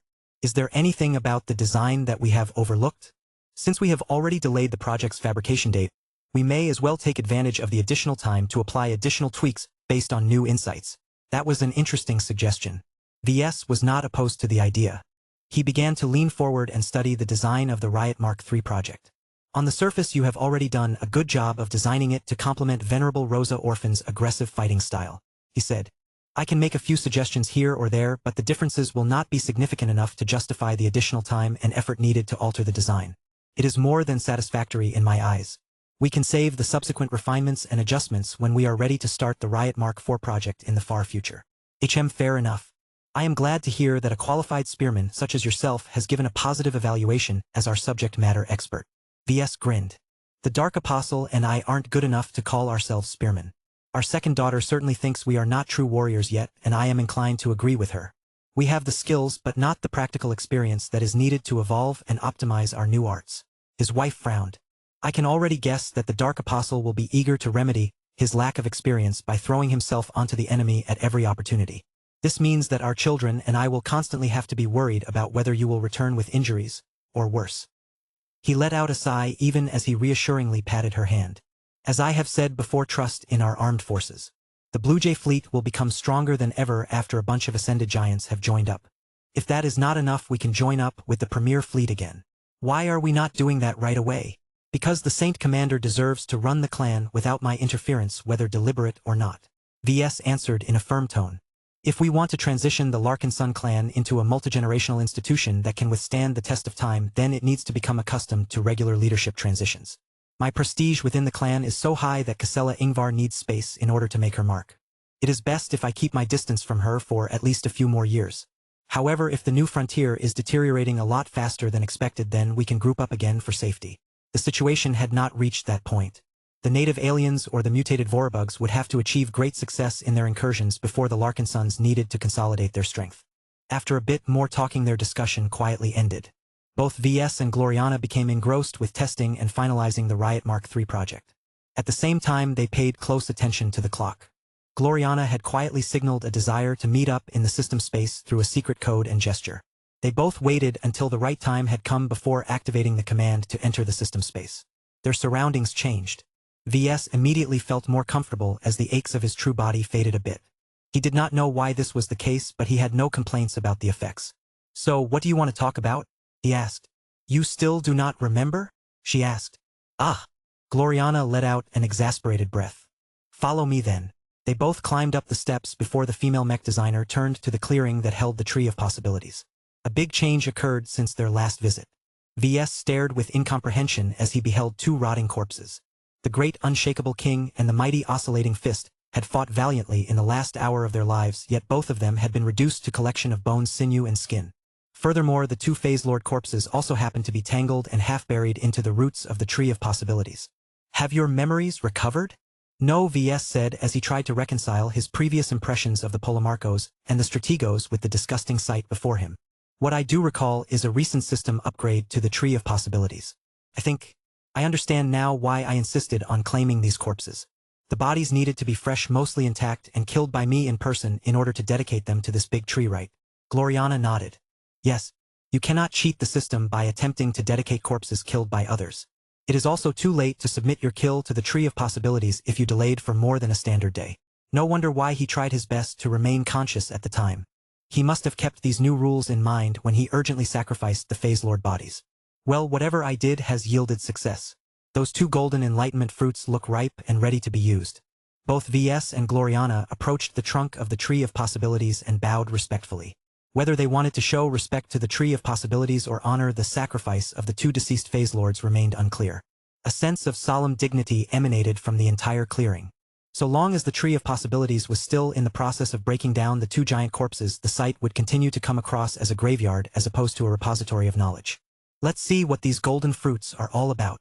The pair proceeded to study the description of the special golden enlightenment fruits. The immovable flesh giant method golden enlightenment fruit imparts a multidisciplinary body training method developed by the unshakable king to exercise a human Phase Lord's true body. This method relies on a combination of stimulating the lesser Marigal organ, refining the use of the lesser Tarse organ, contemporary human exercise physiology, and a fusion of over a dozen martial arts. Practicing the immovable flesh giant method may enable a human Phase Lord to match or surpass the physical durability and toughness of a Phase Whale of an equivalent rank, but due to the immature, incomplete, untested nature of this body cultivation method, the practitioner must be prepared to make frequent corrections and expansions. Requirements: strength must be higher than 15, endurance must be higher than 20, spirituality must be higher than 5. The unshakable fist's legacy. Gloriana whispered with a sense of awe. "This can definitely make you more difficult to kill." The oscillating fist technique golden enlightenment fruit imparts a martial arts technique that can only be exercised by humanoid Phase Lords. The oscillating fist technique is the culmination of a lifetime of training and fighting by a champion boxer turned Phase Lord. It encapsulates the essence of many boxing and martial techniques, decades of diligent practice, profound insights, the support of a compatible companion spirit, and an unswerving drive to surpass mortal limitations. The oscillating fist technique is completely personalized around its creator. Teaching this technique to other pugilists will lead to poor results as it is too difficult for others to satisfy the same requirements as the creator. Requirements: strength must be higher than 20, endurance must be higher than 15, spirituality must be higher than 10. This VS trailed off for a moment. "This is more than I could have hoped for.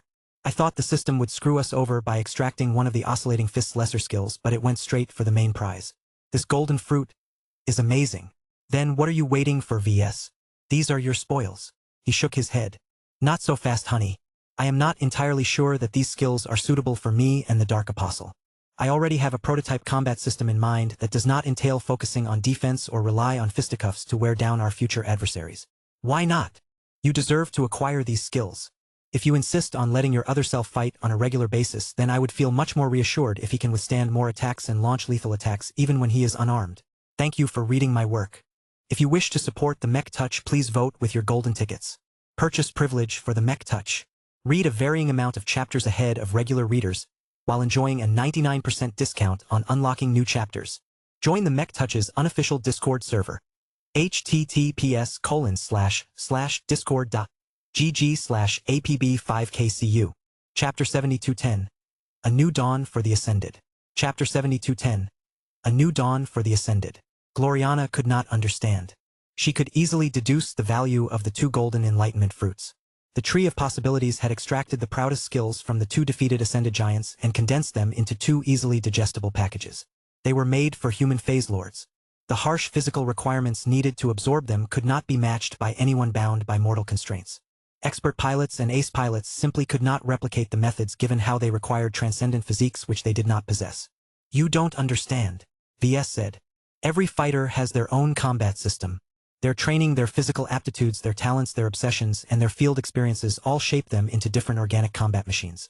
Just like mechs can be divided into swordsman mechs and rifleman mechs, fighters can be divided into many different categories and specializations. These 2 golden fruits correspond to entirely different approaches to combat than what the Dark Apostle and I prefer. His wife placed her hands on her hips. That does not mean that these fruits are irrelevant to you. I can understand that you lack the time and interest to master the methods imparted by these 2 fruits, but you can still draw a large amount of lessons from them which you can use to supplement your own combat system. Aside from that, it is still handy to know how to take a hit and punch with greater effectiveness in an emergency. You do not have the time to develop these skills from scratch. Swallowing the fruits will at least allow you to master the fundamentals, enabling you to skip decades worth of basic training. He acknowledged her points but did not weigh them as highly. He still shook his head. Much of the precious contents of the fruits will go to waste if I ingest them. In my opinion, it is best to reserve them until our Larkinson phalanx is up and running. By that time I can pass these fruits onto the Strategos and his deputy if they are compatible with the fruits. That will quickly allow them to expand or deepen their combat systems and help them dominate the battlefield. Gloriana definitely did not like the sound of that. She still could not understand why VS would pass over such an excellent opportunity to strengthen himself given how much he struggled to defeat the oscillating fist at the end. You are making a mistake. Whether that is true remains to be seen, but I am sticking to my own logic, honey. Just because the golden enlightenment fruits are in my hands does not mean I should swallow them straight away. I already have my own plan which entails combining spearmanship, the tech of a polymetal mech, the mysteries of darkness chi manipulation, and a bunch of other stuff.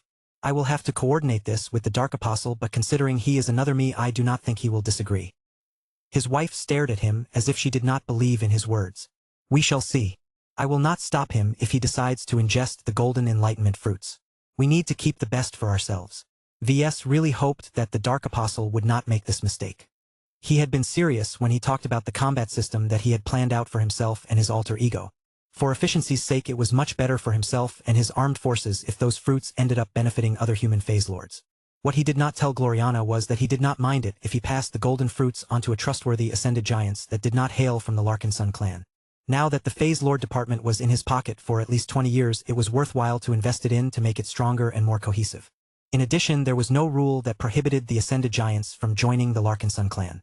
So long as they could overcome the brainwashing of the Red Ocean, VS did not mind extending his trust towards them. There were plenty of talented fighters among the ranks of the Ascended Giants. Right now, the Divine Harpoon already demonstrated a proactive willingness to support his new Polomarcos. The Fiery Axe might follow suit. VS eventually decided to stash the golden enlightenment fruits in the Vault of Eternity.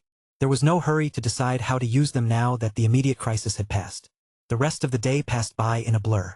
VS finished the design session with his wife and took care of other matters of importance. After he completed all of the paperwork and other issues that had piled up in the last few days, he decided that he had delayed the important moment long enough. He decided to board a shuttle that would bring him to the surface of Jotunheim. It was time for the Dark Apostle to present himself to his new subordinates. He had already removed his bandages in order to change into his thick nanosuit. The bruising on his skin did not look as bad as he feared. He still understood that his organs were in a considerably worse shape as they were not able to recover as quickly as ordinary flesh and skin. For a moment VS felt tempted to swallow the enlightenment fruit that would allow him to master the application of oscillating force with his fists, but he resisted the allure. He needed to apply a lot of planning and foresight to ensure the Phase Lord department grew strong, while also making sure that every Ascended Giant remained loyal to him. He could not imitate the oscillating fist and assume that pure strength was enough to overcome every problem. We have arrived, sir. VS stepped out of the shuttle with his Apocalypse Warden bodyguards, not that they could offer too much protection to him these days. They were better off guarding his wife and children. Even so, they were still good at keeping random folk at a distance and denoting his higher status to others. The headquarters of the Phase Lord Department already received notification of his arrival in advance. Many of the people assigned to the HQ had gathered inside the underground hangar bay. Many uniformed human workers stood separate from the dozens of ascended giants who had appeared in their partially unfolded forms. No matter the actual size of their true bodies, they seemed to have settled on limiting themselves to the height of a typical mech in their daily lives. This made sense. A lot of human construction and infrastructure had been designed with the possibility of mechs passing through the halls. While it was easy for most of the ascended giants to inflate their bodies further, they would have to scale up the headquarters and facilities to accommodate their drastically larger sizes. That was not economical. Even the Phase Lord Department had to surrender to budgetary limitations and practicality. Even so, the fact that so many humans had gained the ability to equal a mech in size was already impressive enough. The full garrison had presented itself. Each of the ascended giants wore uniform and livery that corresponded to their respective phalanxes. Even if this was not their full numbers, VS and other humans could feel the latent threat and power behind their collective strength. An individual ascended giant might not be particularly strong, but dozens of them in full war gear and demonstrating excellent teamwork may just be able to tear down ace mechs and greater phase lords alike. They made a good attempt at showing their value to their new Polomarcos. VS could see and feel their undisguised enthusiasm and motivation. They not only welcomed their new leader, but they also looked forward to taking part in actual operations. Each formation was headed by their interim strategoi. The fiery axe stood at the head of the flesh choppers. She showed very little sign of infirmity. Perhaps she was already relishing a sparring session. There were not many women among the ascended giants. Granted, unless they lived in abnormal states such as the Hex Federation, females always tended to have less representation in the military. Even so, the proportion of women among the ascended giants was not as much as VS expected or hoped. There had to be a reason for this disparity. The ratios were much worse for the native aliens. He intended to look into this matter later. The Divine Harpoon calmly stood at the head of the faceless giants. His men appeared a lot more uniform and consistent, which was exactly the way their phalanx was supposed to work. The old leader made the most dependable impression by far. VS would be a fool to ignore the man's willingness to help with the transition of leadership. The Grapple King presented himself in a stoic and neutral fashion. In his new capacity as the interim strategos of the UR Titan phalanx, he must have his hands full with trying to fill the unshakable king's big shoes. It remained to be seen how supportive he was of the new regime, but so far the man looked like he possessed a sufficient amount of tact. Of course, many of the ascended giants were not particularly pleased at the moment. They arrived and lined up in order to greet one of their own kind, not a tiny human mortal that they could easily trample if they did not watch their steps. VS looked into their expectant gazes and sighed. He had hoped that they would associate the Dark Apostle with himself, but these giant morons still did not form this connection. He reached out to his neck. The prototype collar had broken in the last fight, and no one had thought to make a replacement. This meant that he would definitely go dormant as soon as he made way for the Dark Apostle. On the one hand, VS did not want to stay awake all of the time and follow his alter ego like a persistent voyeur. On the other hand, he was not quite reassured with letting him do whatever he wanted while he partially assumed his identity. For now, he was willing to extend his trust to the Dark Apostle.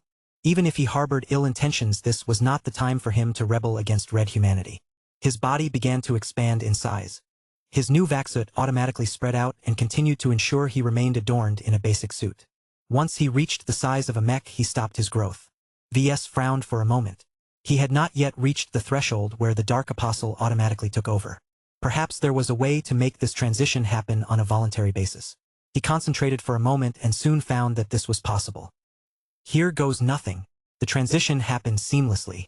The switch became evident to plenty of perceptive individuals. Compared to VS, the Dark Apostle carried himself in a much more confident demeanor. The fact that he had won an arduous leadership challenge had inflated his pride and made him feel as if he was invincible. Polomarcos, Dark Apostle, hail! The ascended giants all voiced their jubilation now that their new leader had truly arrived. The Dark Apostle grinned without reserve as he took in his biggest conquest up to date. The humans may have their plots and schemes, but it would be foolish to think they could control the ascended giants. After thinking about how he wanted to turn the ascended giants into a force to be reckoned with, he raised his fist in a powerful gesture. My fellow giants, your first Polomarcos lies dead at my feet. His ambitions are great, but none of that matters if he lacks the strength and wisdom to win the fights that matter. Thus his service has come to an end. I shall pick up where he left off and make sure that everyone in this dwarf galaxy will respect us as a superior race. Under my leadership we shall crush our enemies with our own hands. We are the Ascended. We are the Ascended. We are the Ascended. We are the Ascended. The booming shouts of dozens of giants completely flooded the hangar bay with their sound vibrations. Thank you for reading my work. If you wish to support the Mech Touch, please vote with your golden tickets. Purchase privilege for the Mech Touch. Read a varying amount of chapters ahead of regular readers, while enjoying a 99% discount on unlocking new chapters. Join the Mech Touch's unofficial Discord server. https://discord.gg/apb5kcu. Chapter 7211. The Giant in Charge. The Dark Apostle felt like a winner. He won the leadership challenge and successfully took over the Phase Lord department. Granted, his victory was not as absolute as he liked.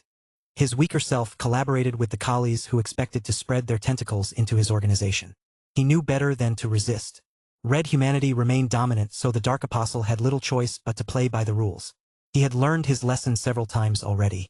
Rather than put up a futile resistance, he was more interested in building up his power base and making sure that the ascended giants became strong enough to last in this brutal dwarf galaxy. After the greeting ceremony came to an end, the Dark Apostle dismissed the crowd and organized a meeting with a number of familiar faces. The Dark Apostle, the Grapple King, the Fiery Axe, and the Divine Harpoon all entered the large and fairly secure mech-scaled meeting room in their current sizes. The thought of scaling down their true bodies so that they became as small as humans did not even register in their minds. They were giants. It was essential to display their superior physical stature. This made it relatively awkward when a number of humans attended the meeting as well. The familiar team, consisting of Formation Master Andrea Vox, Chief of Staff Eliza M. Ragadon, and Secret Keeper Zerial 775, all served vital purposes that made it unwise to exclude them from this gathering. The current composition of this conference pretty much reflected the actual state of the Phase Lord department that the Dark Apostle took over. It was dominated by giants but could not function properly without the diligent work of tiny mortals. The seating arrangements were unconventional, to say the least. The conference room, designed especially to accommodate these kinds of meetings, relied on smart metal to dynamically generate and break down furniture that was appropriate for every occasion. For example, a large amount of smart metal rose up from the floor and created a giant and rather domineering throne. It was the tallest and the most imposing seat of all, leaving no doubts about who was in charge. The seats for the three interim strategoi were less impressive and more functional in appearance. Their thrones denoted their transcendent status, but their plain gunmetal gray exterior and lack of decorative elements conveyed the message that they had yet to earn a greater status. As for the humans, each of them had no choice but to sit down in the most basic of square angular metal chairs, ones that looked like they had been fabricated en masse using cheap recycled metals. None of the seats offered much in the way of comfort. This was a deliberate choice on the Dark Apostle's part. He had no interest in spending multiple hours on tedious discussions. He was a giant who preferred action over talking. All right, the Dark Apostle began. The real meeting starts now. What needs to be discussed? A short silence ensued before Eliza M. Ragadon thoughtfully took charge of the agenda. A number of important decisions need to be made. Several are more time-sensitive than others. The first item on the agenda should be to clarify your thoughts regarding who should lead the three phalanxes of the Ascended Giants. The formal selection process should be much more elaborate in order to determine a candidate leader's fit your agenda, but we cannot afford to leave the phalanxes rudderless for more than a day. The giants may decide to hold a brutal internal competition that can lead to mass injuries or even death. For now, it is sufficient to leave interim leaders in place. Are you content with current interim appointments? It looked rather weird for the giants to listen to a normal-sized human, but none of them complained about how improper it may be to let humans participate at all in this capacity. The more radical giant supremacists among them were not present in this meeting. The humans in the meeting also understood their positioning and did not try to convey any dominance despite their own belief in human supremacy. The Dark Apostle had thought about this matter.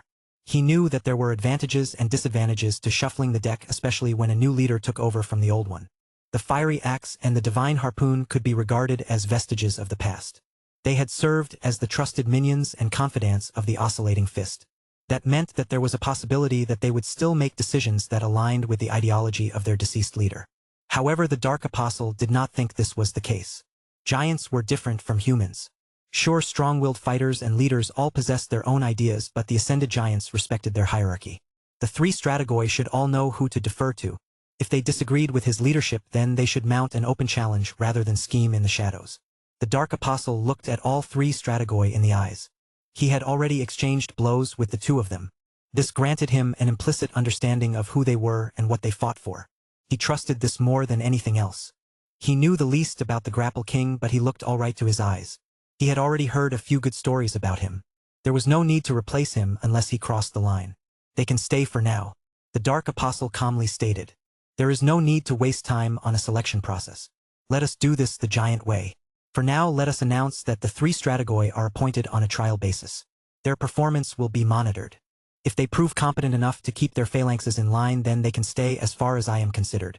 However, as long as they remain on trial, any subordinate from their phalanx has the right to challenge them. The winner will retain or ascend to leadership. To their credit, none of the strategoi put on trial looked concerned. They already accumulated a decent amount of prestige and none of them were weak. How long should this trial period last? Eliza asked. The Dark Apostle briefly paused in thought. Not too long. Once the trial period is over, the other Ascended Giants will still have a right to issue a challenge to their leaders, but there will be more restrictions. We need to find a balance between upward mobility and stability. Maybe we can open our leaders up for a challenge once per standard year. Please draft a formal plan around this principle. Are you sure, sir? The Chief of Staff skeptically asked. If you implement this policy, then you should be aware that the Giants will expect you to make yourself open to challenges as well. You must lead by example. If you do not permit the Giants to challenge you, then you will undermine this entire initiative. I have no intention of evading my responsibilities. If I am too weak to defeat one of my Ascended Giants, then I do not deserve to be the Polemarchos any longer. I will not defy the principles of our race and insist on remaining in charge. I just hope that I can take advantage of the same opportunity to win back my crown a year later.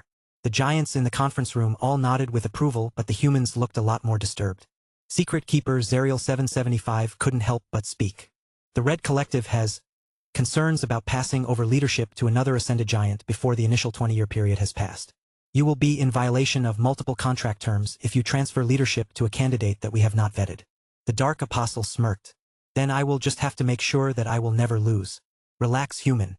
I do not intend to slack off in my training.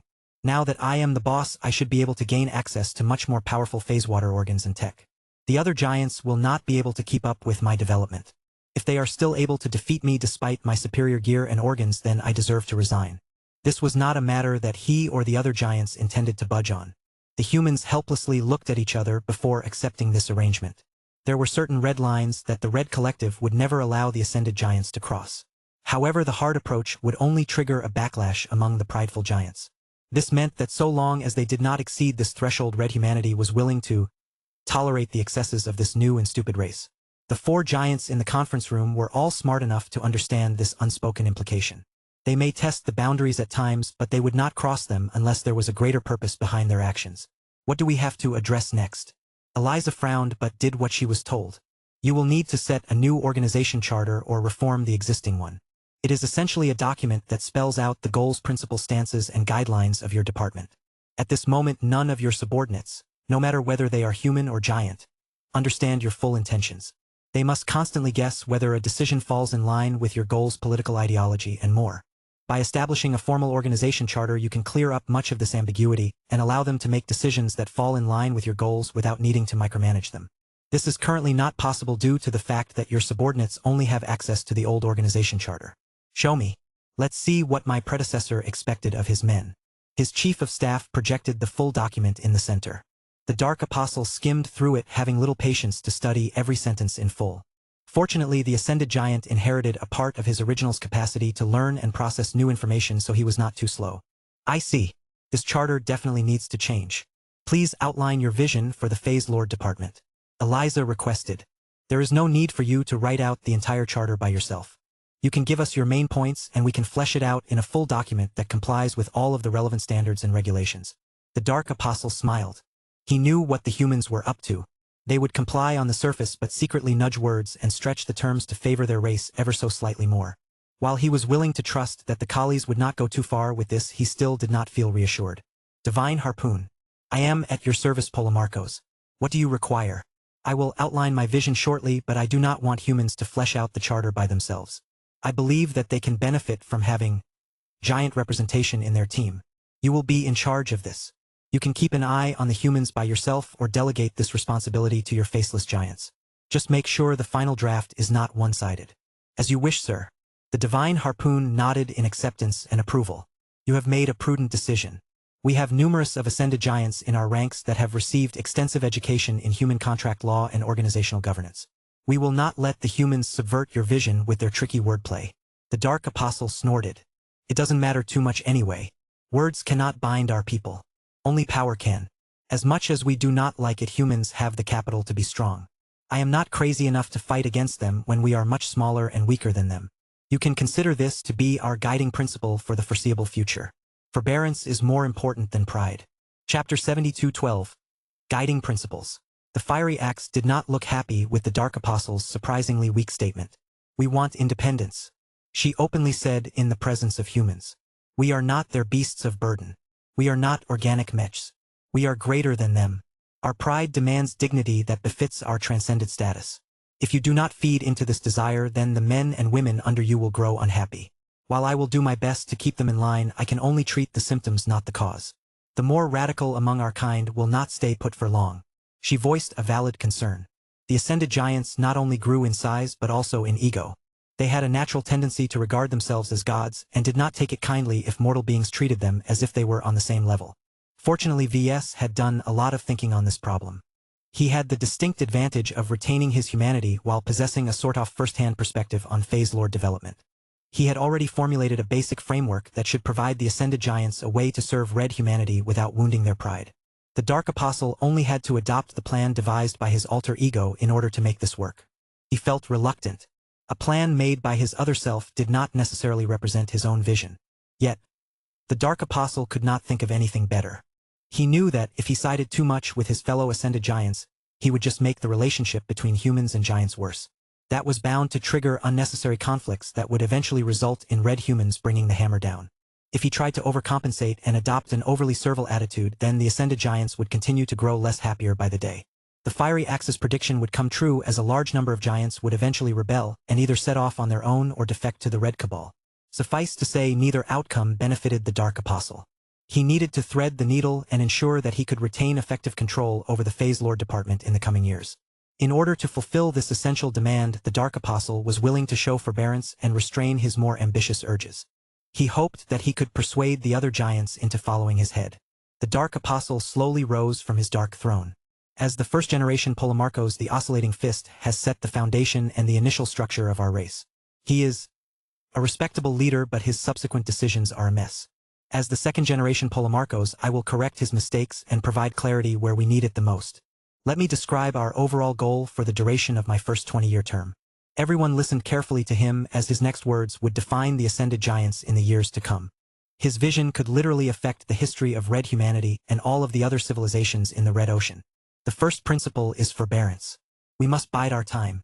Our potential is great, but we lack the numbers, territory, and support to realize it all. The unshakable king made a mistake by trying to run before he could walk. We are too young and new to the scene. Even the least of the great powers of red humanity can chew us up like breakfast. It is foolish to believe in our illusions of godhood when the mortals have plenty of means to defeat us on the battlefield. I am not telling you that we are weak. We merely require time to ramp up and build up our infrastructure.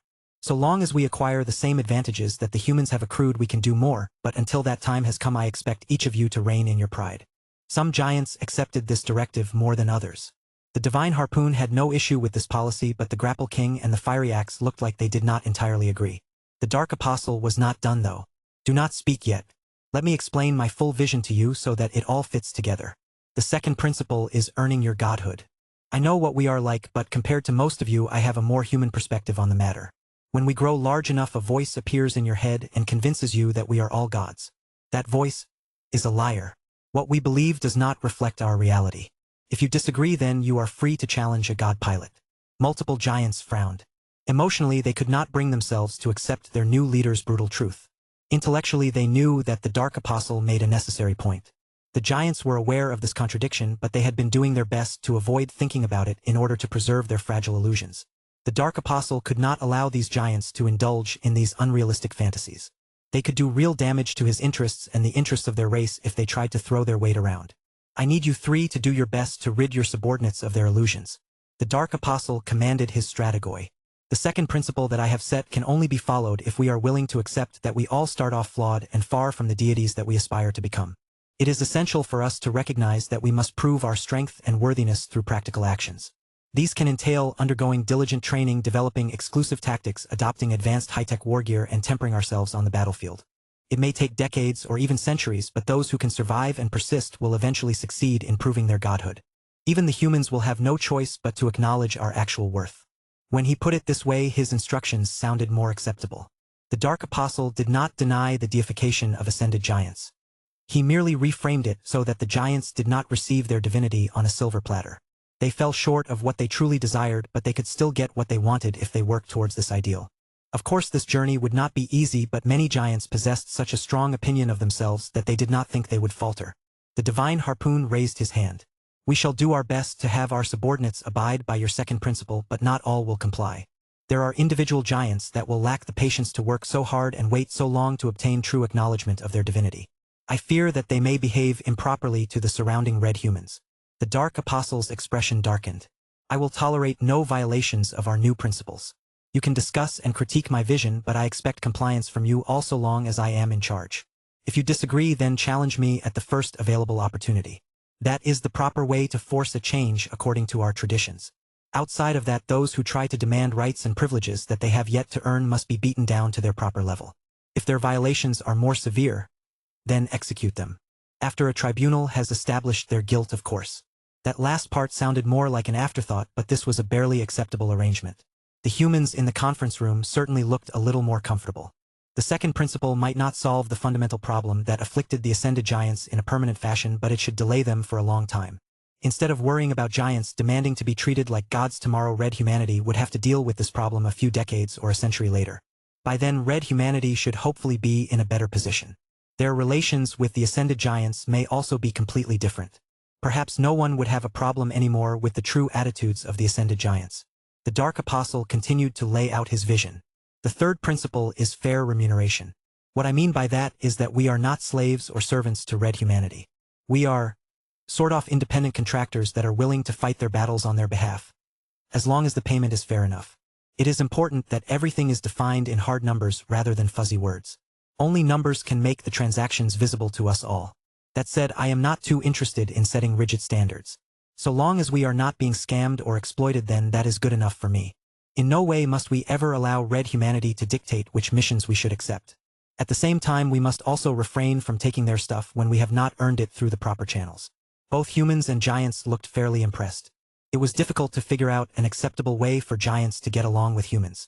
The Dark Apostle simply took V's idea of positioning the ascended giants as mercenaries and ran with it.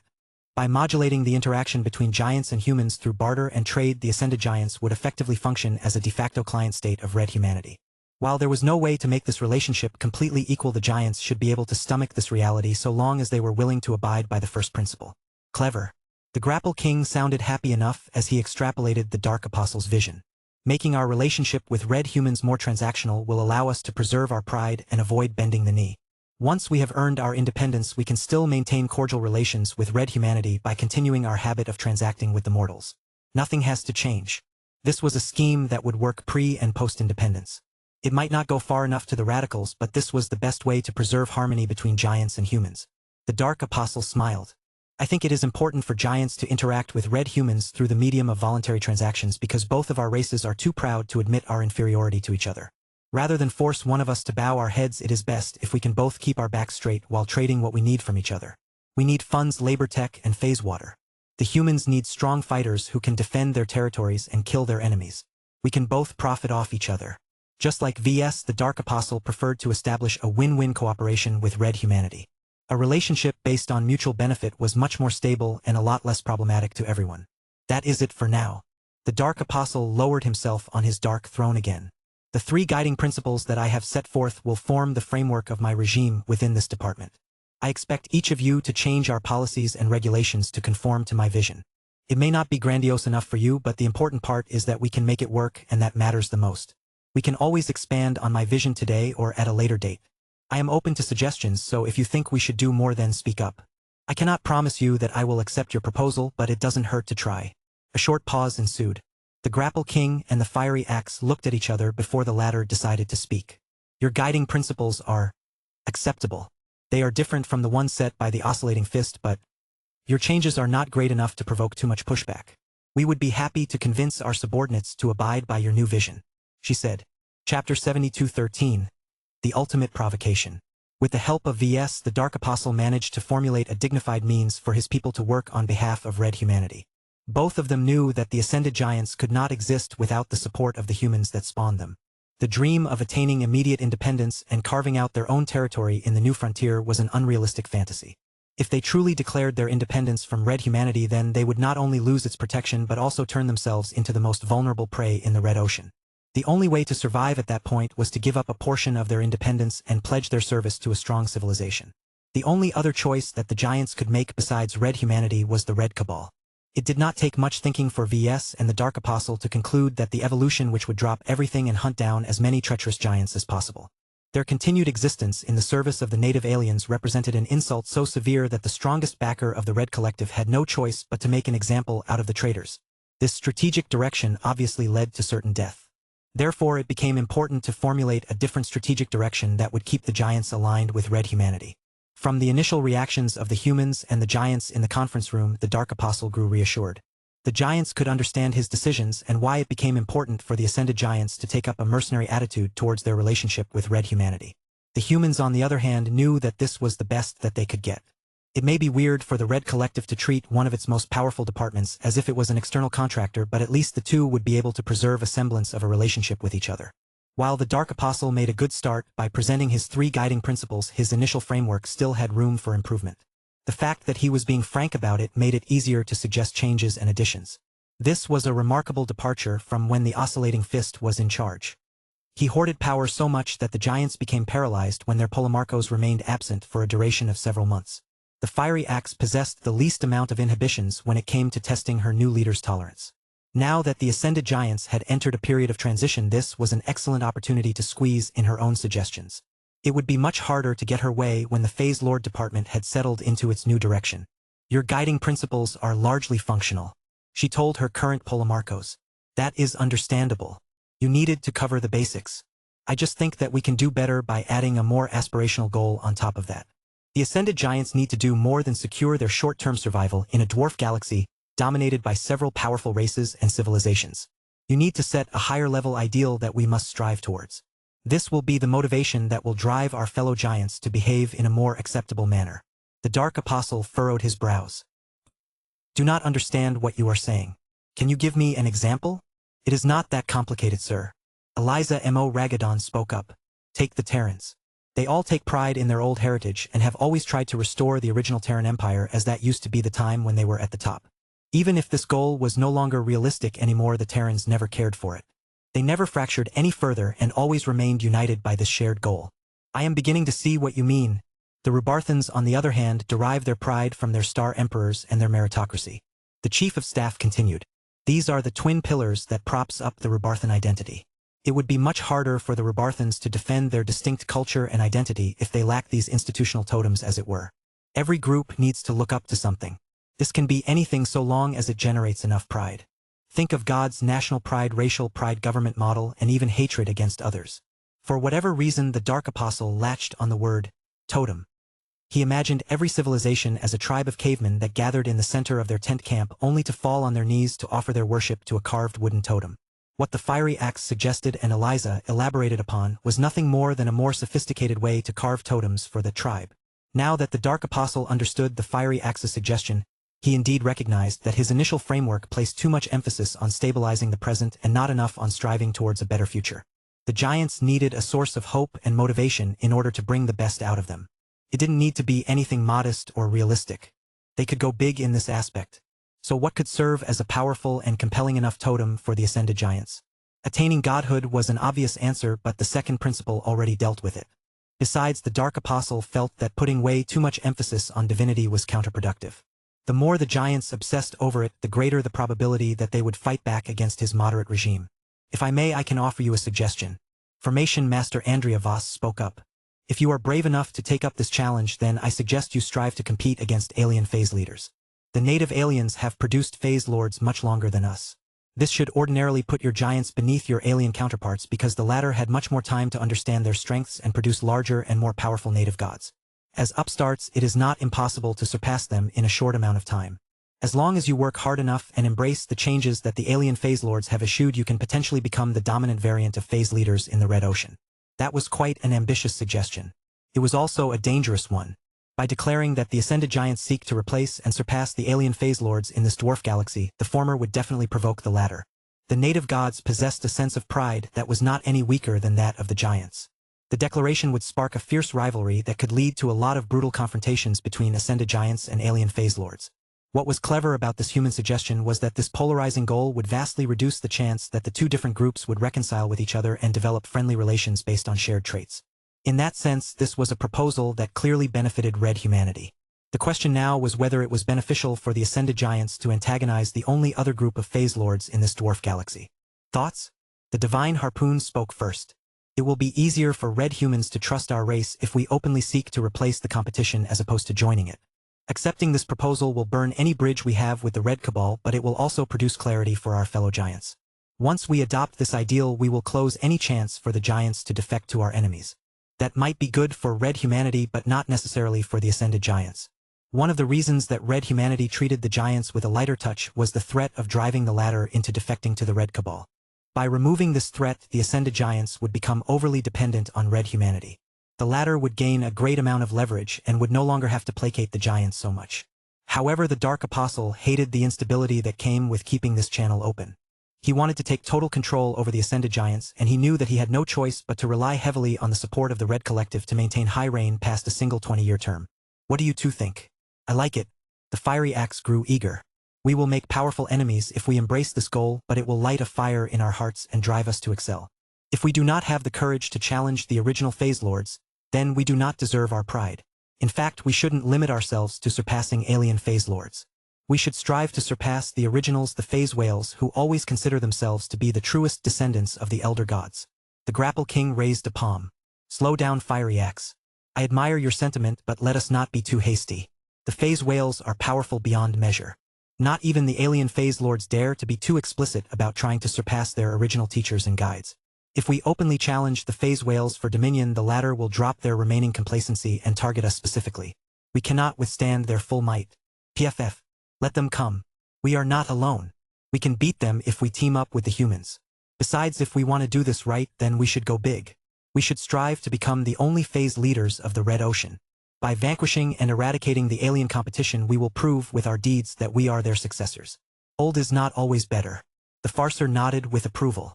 Just as Homo sapiens had once driven Homo erectus to extinction, a new species of giants can also do the same with the established species of phase leaders. This will be the ultimate display of strength and success. Many red humans will be willing to worship your leaders as gods for helping to eradicate your alien counterparts. She may sound a little too blatant about it, but the giants did not care. They already fell in love with this aspiration. The Dark Apostle finally issued his verdict. Very well. Let this be our fourth guiding principle. The ascended giants must become the ultimate phase leaders or die trying. We will never cease to compete against alien phase lords and phase whales until we have defeated all of them. We must become the only gods of our kinds in the Red Ocean. Go big or go home. It was better to be overly ambitious than overly cautious when it came to setting an ideal. Though there were obvious problems with this aspirational goal, the Dark Apostle did not hesitate for too long and readily embraced the suggestion. This was how the giants set their policies. As long as their leader thought it was all right, the giants would readily follow suit. If any of them disagreed, then they were welcome to issue a leadership challenge at the next possible opportunity. Keeping himself open to such challenges would allow the Dark Apostle to get away with behavior that others considered tyrannical. It gave the rank-and-file giants a means to fight back against a policy they objected towards. If they wanted to change how the ascended giants operated in the Red Ocean, then they just had to prove their fist was stronger than that of their leader. Until that happened, the giants should comply with the new rules so long as they did not go too far. The humans started from a single solar system in the vast and dangerous Milky Way. The Dark Apostle said. From this humble start, they defeated and humiliated the 7 apex races and took over half the galaxy. We can follow their example. So long as we remain patient and take this step by step, we can progressively grow stronger and ultimately become powerful enough to pull the mightiest phase lords and phase whales from their thrones. Chapter 72:14, Mission Board Giant Edition. I think we have created enough principles now to rewrite our organization charter. The Divine Harpoon said. There is still room for more, but I think the 4 guiding principles that we have formulated today will take time and further thought to spell out and combine into a single narrative. Since we are still new and in the process of establishing ourselves, it is better to start small and expand our culture and traditions over time. Trying to implement too many changes in a short interval of time will generate too much confusion and possibly backlash. Eliza Mo Ragadon nodded in agreement. You may have a point. The ascended giants need clarity.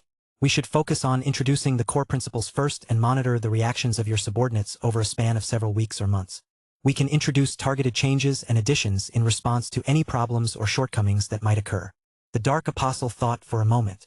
The 3 guiding principles that he came up with already served as a strong basis.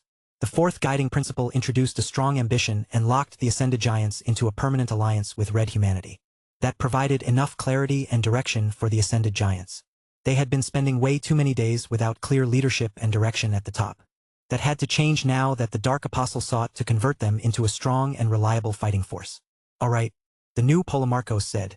If no one else wants to add anything further to the organization charter, we can work with what we have and implement improvements later. This is a new start for everyone. The Ascended Giants must become a force to be reckoned with, but that cannot happen if they continue to isolate themselves. I do not want to copy the hermit habit of the alien phase whales. As soon as our new organization is up and running, I want us all to make a visible impact on the ongoing wars. He was eager to tackle the subject of military deployments because it was the most concrete way for him to exercise his newfound power. Being in charge of the Phase Lord Department meant that he had the final word on missions and deployments. You have expressed a desire to frame the relationship between the Ascended Giants and Red Humanity in a more transactional light. The Chief of Staff said, there are several approaches that you can choose from. One example would be to erect a mission board. You can permit the strategos or available squad leaders to browse the missions and accept the ones that have won them over. The missions will be based on commissions submitted by groups that have been vetted by the Red Collective. That sounded rather interesting. It sounded similar to the missions offered by the mission hall of the Mech Designer system. The greatest advantage of this approach is that it works on market dynamics. Formation Master Andrea Voss sounded interested. The demand for strong protection will always exceed supply as enemy phase lords continue to exert great pressure on the front lines. The states and organizations under threat will be forced to offer substantial rewards in order to borrow the strength of the Ascended Giants. You are able to offer a unique service. It is very difficult to freely hire warriors at this caliber, especially in greater numbers. The Grapple King frowned. Mission boards? Seriously? This is not a virtual reality game. We are speaking of actual war. I am reluctant to extend too much autonomy to our under-officers. Adopting this mercenary approach to choosing missions is undignified. It is better to leave the acceptance of missions and allocation of giants to the leaders of every phalanx. We know our subordinates well and can send them to places where they can attain the most results. We can also handle missions according to a specific strategy. A more centralized and top-down approach had its own advantages. It would keep the giants in line and prevent them from becoming too independent. I understand your concerns, Grapple King, but I think a mission board is exactly what we need. The Dark Apostle voiced his own thoughts. We need to ease the hostility between giants and humans. By letting the former choose which humans to work for, they can develop acquaintances and friendships across species on their own initiative. We cannot force the giants to respect humans as their equals, but we can encourage this development if we set up the right conditions. I see. The Grapple King fell into thought.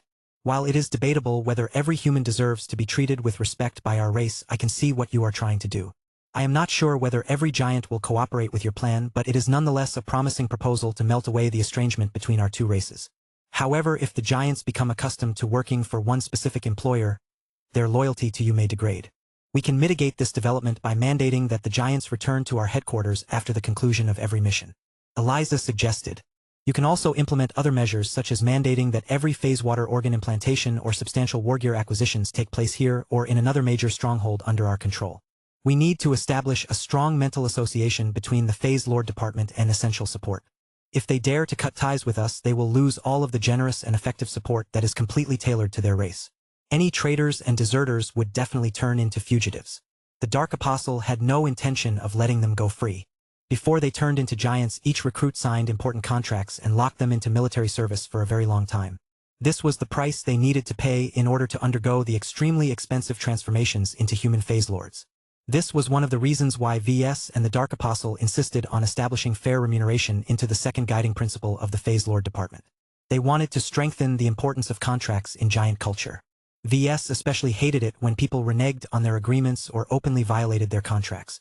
As far as he was concerned, this was a form of treachery that often ruined his plans and presented unexpected difficulties in his life. While the Dark Apostle initially possessed the same attitude towards written and verbal agreements as any ascended giant, he was still derived from VS. He understood the logic of strengthening the meaning of contracts within the Phase Lord Department. The proposed mission board could make this happen. The more the giants accepted commissions and dealt with the complexities of contracts, they would eventually become used to working with them. Their attitudes towards agreements would eventually resemble the attitudes of the humans that paid them for their services. Everyone eventually came to a consensus on this subject. They would establish a mission board and appoint the right people to staff it. They would coordinate with the RC to help them solicit commissions among interested parties and filter out the unsuitable ones. Of course, the mission board would initially become available to the Ascended Giants on a trial basis. The Dark Apostle and the others still wanted to see whether it would work out as well as they hoped. If it somehow turned into a disaster, then they could quickly withdraw the mission board and go back to letting the officers in charge assign the missions. Aside from letting our Ascended Giants freely accept missions, they must also be available to fulfill mandatory obligations that fall outside of the scope of the mission board. The Dark Apostle said, "I believe there is an ongoing commitment for the Phase Lord Department to contribute to the defense of our HQ as well as the rest of the Yernstall Central Star Node. Is this correct?" The Divine Harpoon nodded. "That is correct. If the old directives still hold, then we must always station at least 15 Ascended Giants in this Central Star Node. In case of an enemy invasion, the station giants will fall under the command of the Enforcement Department so that they can fully coordinate their actions with the rest of the RC's armed forces." Nobody really had a problem with that. The HQ needed to be defended, and it was important for the Giants to contribute to the defense of Yernstall given its importance to the Red 3. If this is the case, then I think it is best to continue on as before. The Dark Apostle decided. The only thing I want to change is to clarify what we will get in exchange for this service.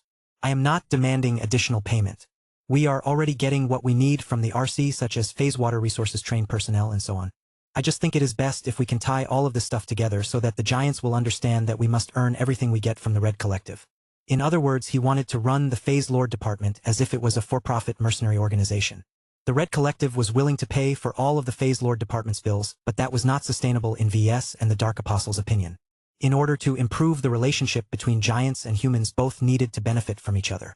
The Ascended Giants clearly had little to no interest in logistics, R&D, intelligence gathering, and all of that other boring stuff. By outsourcing these duties to Red humans, the Giants would hopefully see their helpers as partners as opposed to their mortal slaves.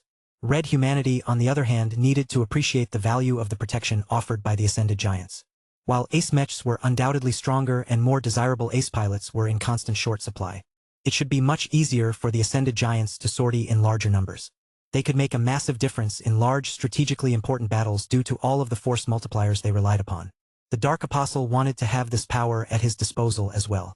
"I also need a contingent of Giants under my direct command," the Dark Apostle said. "My alter ego and I have no intention of sitting behind a desk while so much fighting is taking place at the front lines. VS seeks inspiration. I seek to earn my godhood and temper myself in battle. Given how much more important we have become, it is best if I am accompanied by a strong force of Ascended Giants. It will have to consist of at least 2 squads of 15 Ascended Giants. They should alternate their deployments in battle whenever possible. Against more modest assault fleets, deploying 15 or less Giants is already overkill, I think. You wish to turn 30 Ascended Giants or half an elite phalanx into your private army." Secret Keeper Zerial 775 spoke as if he knew exactly what the Dark Apostle had in mind. "All 359 surviving Ascended Giants are already de facto members of my private army." The new Polomarcos smirked. "I do not think it is productive if I transfer all of them to the Blue Jay fleet. I believe that 15 Ascended Giants are already enough to tackle most threats, but I intend to bring an additional squad to act as a reserve. You could never know if the enemy has prepared an ambush. Taking away 30 Ascended Giants for his own purposes might not be proper, but it was well within his right to do so as the effective controller of the Phase Lord Department. Besides, it was not as if VS and the Dark Apostle intended to squander the combat power of 30 Ascended Giants. They would definitely confront a lot of enemies on the front lines in the near future. Will you extend the second guiding principle to this demand and offer fair remuneration for their services?" Eliza M.O. Ragadon asked. "Do keep in mind that retaining the services of just a single Ascended Giant is already expensive. When you multiply this figure by 30, you will reach a horrifying sum. VS may be rich, but he was no longer in a position where he could squander his wealth at will. I am the Polomarcos. You should find a way for us to reimburse all of these expenses." Chapter 72:15. The Armitage. His chief of staff promised to sort out how to reimburse the expenses of the Phase Lords assigned to the Blue Jay fleet. Of course, if that was not possible, then the Dark Apostle would simply shove the bill to VS. The two had a very clear division of labor as far as they were concerned. VS handled the human stuff and also paid the bills. The Dark Apostle maintained control over the Ascended Giants and did all of the actual fighting. Since this was the case, there was no need for the Dark Apostle to bother himself over how to pay the bills. The next question that came up after the Polomarcos made his demand was which phalanx to draw the squads from. All 3 phalanxes had developed their own strengths and specializations. I want to select 2 squads from 2 different phalanxes. The Dark Apostle imperiously stated. Their composition should not be static. I am fine with swapping out individual giants or whole squads in order to gain more advantages in different combat scenarios. However, I can tell you that as soon as I am done here I will be leaving for the Rebarthan Pact in order to understand the threat posed by the mutated Vorabugs firsthand. Which squads are suitable? You will need reliable protectors that can bail you out in desperate situations. The Grapple King quickly said. We excel at protection. We might not be able to kill so many Vorabugs at once, but we can shield you long enough to get to safety. We can also offer protection to the starships of the Blue Jay fleet. All of this sounded attractive to VS. The UR Titans might not excel when fighting against the mutated Vorabugs, but they did not need to. They were much suited to make breakthroughs and could persist for a long time after enduring a lot of attacks. What about your Flesh Chopper's fiery axe? I am afraid that I will have to decline participation. The female Strategos said.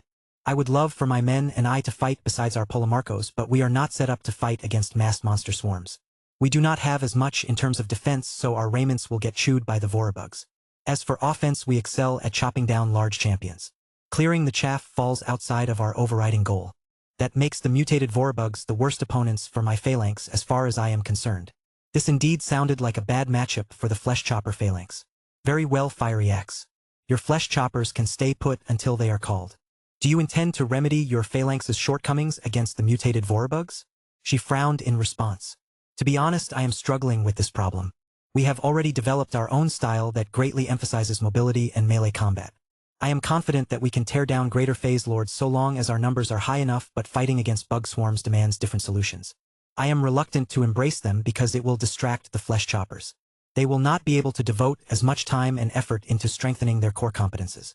Her concerns sounded valid. The Dark Apostle did not want the Flesh Choppers to lose their greatest strengths.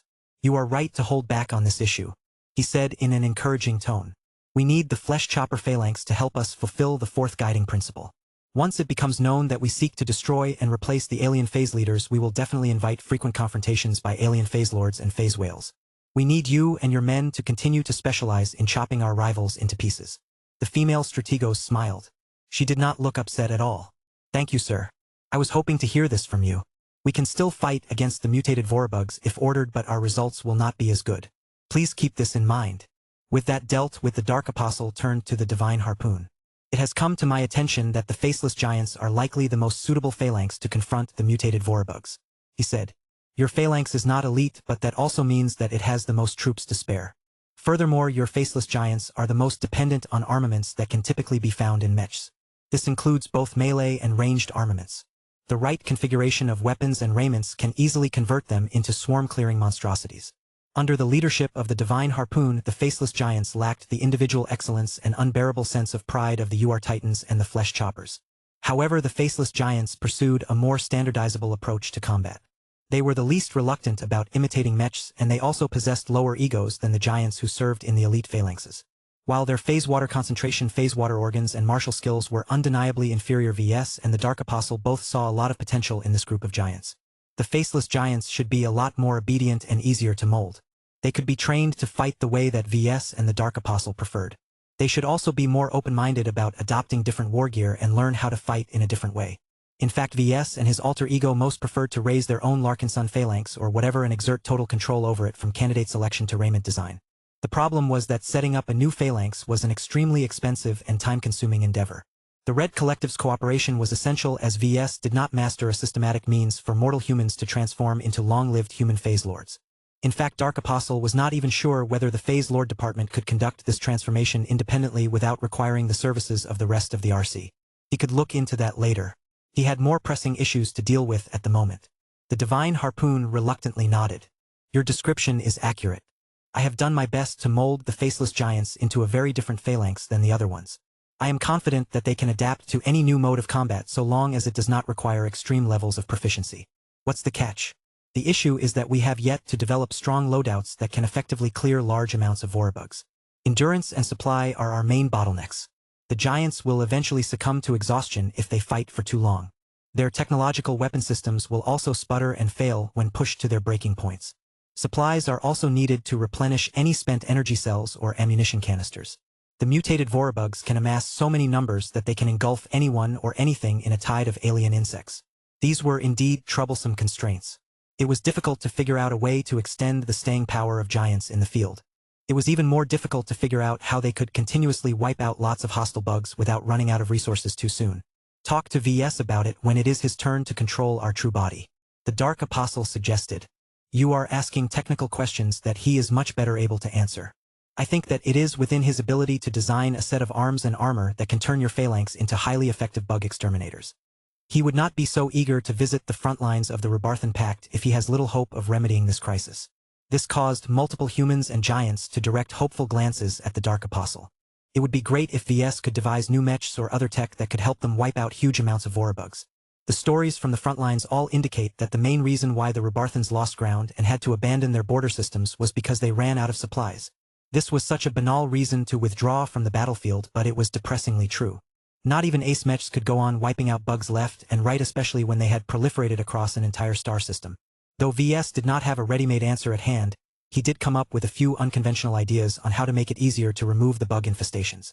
So we are in agreement then about the deployment of the Ascended Giants? Eliza M.O. Ragadon asked. At least 15 Ascended Giants will be stationed in our headquarters at all times.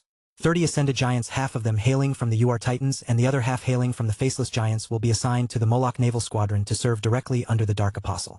In order to properly accommodate these giants and their massive war gear, the Moloch Squadron will be reinforced with the experimental giant carrier, namely the Armitage.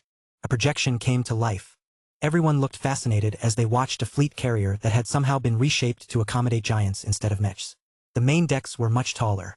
This enabled the capital ship to store a lot of gear and fit multiple Ascended Giants when they unfolded their true bodies to a greater extent. While the Ascended Giants were easily able to shrink to human size if necessary, they almost never did so because they enjoyed the advantages of size. This was why much of the interior had to accommodate giants that usually preferred to match the height of a typical mech.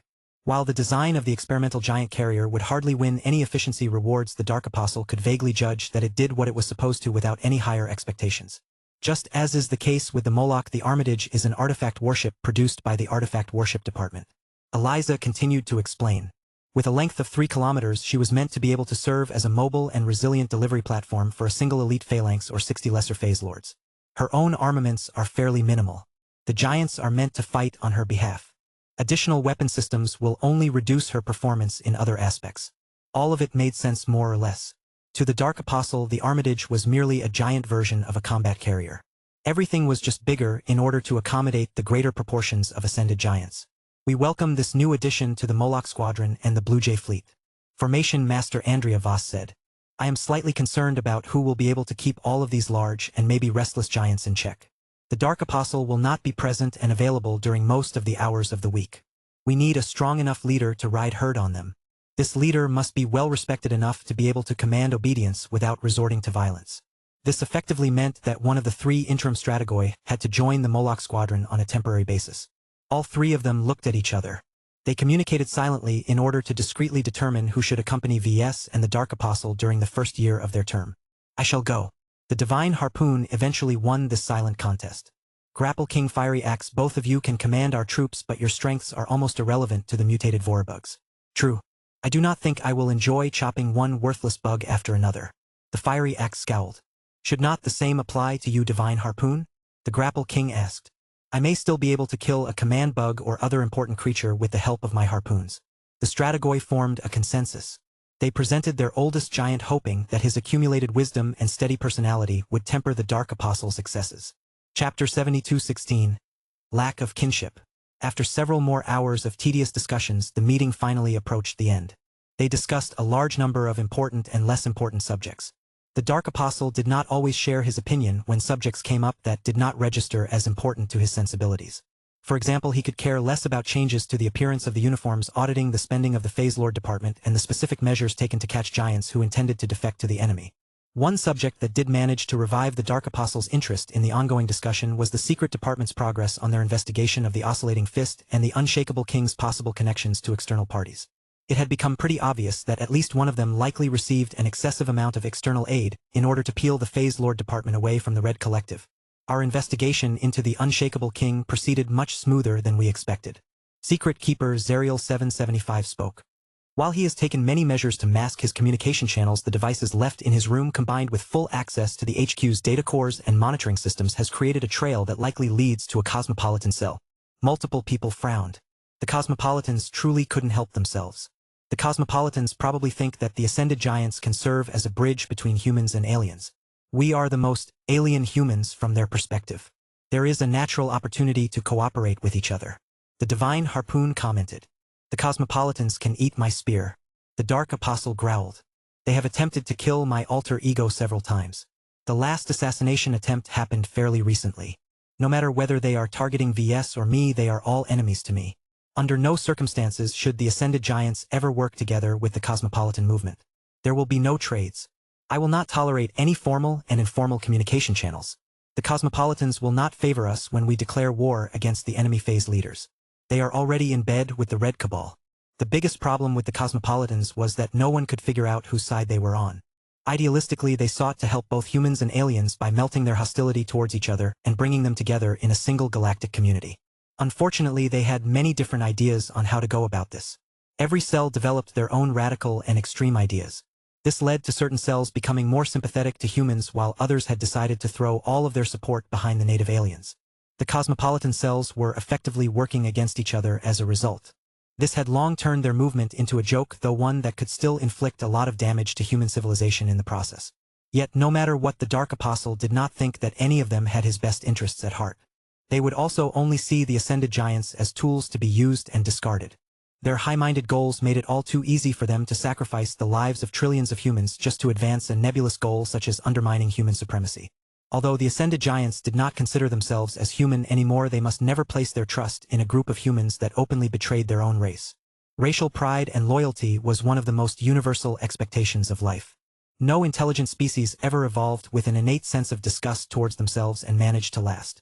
The less they respected their own kind, the greater the chance they would drive each other to extinction. This was one of the reasons why it was important for the Ascended Giants to cling to their pride. It was one of their main emotional pillars and served to give them hope despite their difficulties. We are still in the process of sifting through all of the data and interrogating all of the human personnel. Secret Keeper Zerial 775 said. We believe it is most probable that the Cosmopolitans have managed to infiltrate this department by placing their agents among your many servants. Root them out and clean them up. The Dark Apostle commanded. We intend to do so. We can do our work much easier if the Red Collective or the Phase Lord Department has its own kinship network. If such a network existed, then we would have been able to identify the traitors among our ranks much faster. I see. The Dark Apostle furrowed his brows. According to VS, there is a good reason why the Red Collective has yet to institute a kinship network and force every collie to connect to it. Much of the personnel hired by the RC are members of other powerful states and organizations. We have gathered Meshers, Fleeters, Terrans, and Rubarthans in a public forum.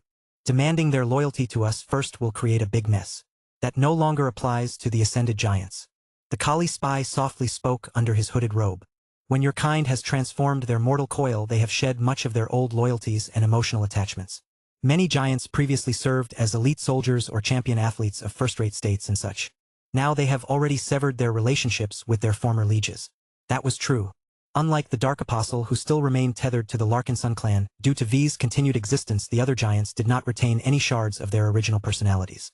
This meant that their mental transformation was much more complete. Combined with the fact that most of them only truly interacted with other giants, they constantly reinforced their common notions which had little to do with their oaths and pledges. I will request VS to create a kinship network for the Phase Lord Department. The Dark Apostle decided. I do not want to question the loyalty and dedication of my subordinates all of the time. I cannot stand the thought of being the head of a department that is riddled with moles, traitors, and selfish opportunists. A kinship network should be able to set them all straight.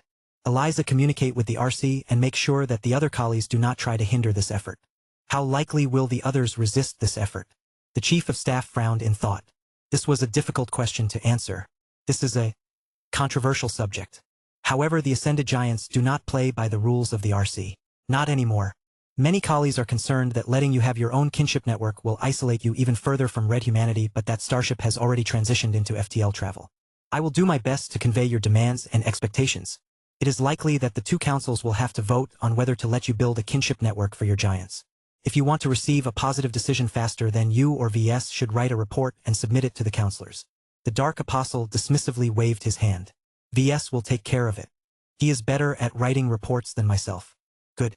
He should still hold sway over much of the councils. I do not think a rejection is likely, especially now that he is in the ascendancy. With that taken care of, the Dark Apostle turned to the secret keeper in the meeting room. Zariel 775, you have only addressed the treachery committed by the unshakable king. What of the oscillating fist? What incriminating evidence have you found out about him?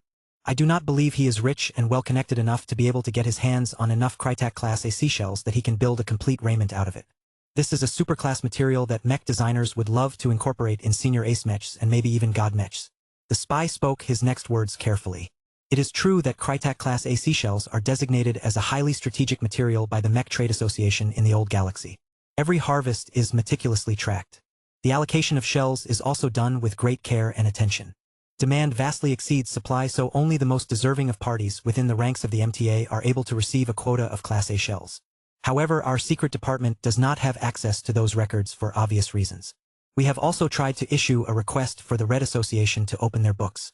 They did, though they did not capitulate easily. Zariel 776 said with a hint of dissatisfaction. As far as we can trust the RACE records, all of the Crytek Class A seashells imported into the Red Ocean through the Greater Beyonder Gates are accounted for. Their locations are not a secret to the meshers. The RA has assured us that it has not lost track of any of the registered seashells. The Dark Apostle grew more upset. I have a feeling that you doubt the Red Association's sincerity. We do not dare to speculate too much. We know for a fact that the exhibists that can grow Crytek seashells of this quality standard are bound to a single planet that possesses a unique combination of variables that cannot be reproduced in other locations, and most certainly not the Red Ocean. That leads us to conclude that the seashells used to make the oscillating fists raiments can only come from three possible sources. Those are: 1. The meshers lied to us. They falsified the records shown to us. They have imported more Crytek Class A seashells from the Old Galaxy without setting off any alarms. This was the simplest and most straightforward answer. The Dark Apostle did not like it because it implied the meshers secretly stoked the Oscillating Fists rebellion. 2. A third party has managed to acquire a large number of Crytek Class A seashells and smuggled them into the Red Ocean without getting caught. The Cosmopolitan movement would be the most likely culprit. We believe that this is an unlikely possibility because when the Greater Beyonder Gates were still active, all traffic passing through were constantly being monitored by 2 different god pilots, one stationed on each end. If this actually happened, then 2 different god pilots both had to be in on the conspiracy. 3. Our sensor and scanning systems have mistakenly identified the materials used to clad the Oscillating Fist. The secret keeper continued to explain another possible theory. Many attempts have been made to replicate Crytek Class A seashells in order to meet all of the excess demand and earn a massive profit from this venture. As far as we know, none of these attempts have succeeded, but there may be a handful of near successes. The production process may have succeeded in producing shells that closely inherited all of the properties of authentic Class A shells, but the cost may be so excessive that the value of the input is lower than the value of the output. That does not stop anyone in the Red Ocean who has mastered this process so long as they can satisfy all of the conditions. The false shell theory sounded the most plausible possibility to the Dark Apostle. Have you gathered the seashells that have survived the last duel and conducted forensical examinations on them? What are the results? Our preliminary results indicate that the shells are authentic enough to be indistinguishable from the genuine product. Zariel 775 answered. If they are imitations, then the reproduction factor is impressively high. This conclusion makes us doubt whether the Oscillating Fist has acquired imitations. Do you have any other theories? Yes, sir. We have devised a fourth possibility, but it has proven to be much more controversial. Our assumption that it is impossible to produce Crytek Class A seashells in the Red Ocean is false. The RA or another group has somehow managed to devise a synthetic means to reproduce the superclass material or created a very special biome that can facilitate the growth of the exhibition species responsible for growing the powerful shells. While I am reluctant to say this, I would like to remind you that there is one god pilot in particular that is known to excel in producing high-quality organic materials with her god kingdom. Silence ensued for half a minute. The Dark Apostle slowly raised his palm. Zariel 776. Yes, sir? Tell the secret department to conduct their investigation as normal, but keep the speculation to a minimum. Your job is to inform the rest of us. You should not be putting spurious ideas in your head. If you make any extraordinary claims, then we demand extraordinary proof. Do you understand? Crystal, sir. Chapter 72-17. Forced promotion. The Phase Lord department needed a kinship network. This meant that VS would be tasked with creating a new ancestral spirit that specifically appealed to the Ascended Giants. Well, he was already planning to create a design spirit based on the darkness element, so he may as well fulfill a second order. Perhaps he should create additional design spirits in order to meet other needs, such as creating a design spirit centered around spearmanship. In any case, the Dark Apostle had nothing to do with it. He was the fighter, not the creator. He may have access to all of the theory and methods required to create a spiritual product, but he lacked the skill and confidence to succeed. VS, on the other hand, lacked the fighting spirit and control over his true body to become good at fighting. He lacked the right mindset and had never seriously devoted himself to the grind needed to become a competent soldier or warrior. These were aspects that no enlightenment fruit could improve. Though the Dark Apostle should have lacked these qualities as well, his own qualities allowed him to master the fighting skills a lot faster and execute his moves more decisively. This could make all the difference in the field. The two already recognized how much better they would be off if they depended on each other. Sure, VS felt upset that an interloper had intruded into his true body and took away valuable hours of his life. The Dark Apostle meanwhile felt pissed that the outdated version of himself still stubbornly clung to his true body like a renter who was supposed to be evicted from his apartment. Yet despite their desire to monopolize their true body, they recognized more and more that they benefited from cooperating with each other. That made their shared tenancy a lot more bearable. Once the meeting finally concluded, the humans and giants went their separate ways, but not before giving the new Polemarchos a few important notices. Your galactic citizenship will likely be increased to the next tier soon over the objections of the evolution which Secret Keeper Zerial 775 said. To be more precise, Professor V.S. Larkinson's galactic citizenship will be upgraded to Tier 2 as he is your human side.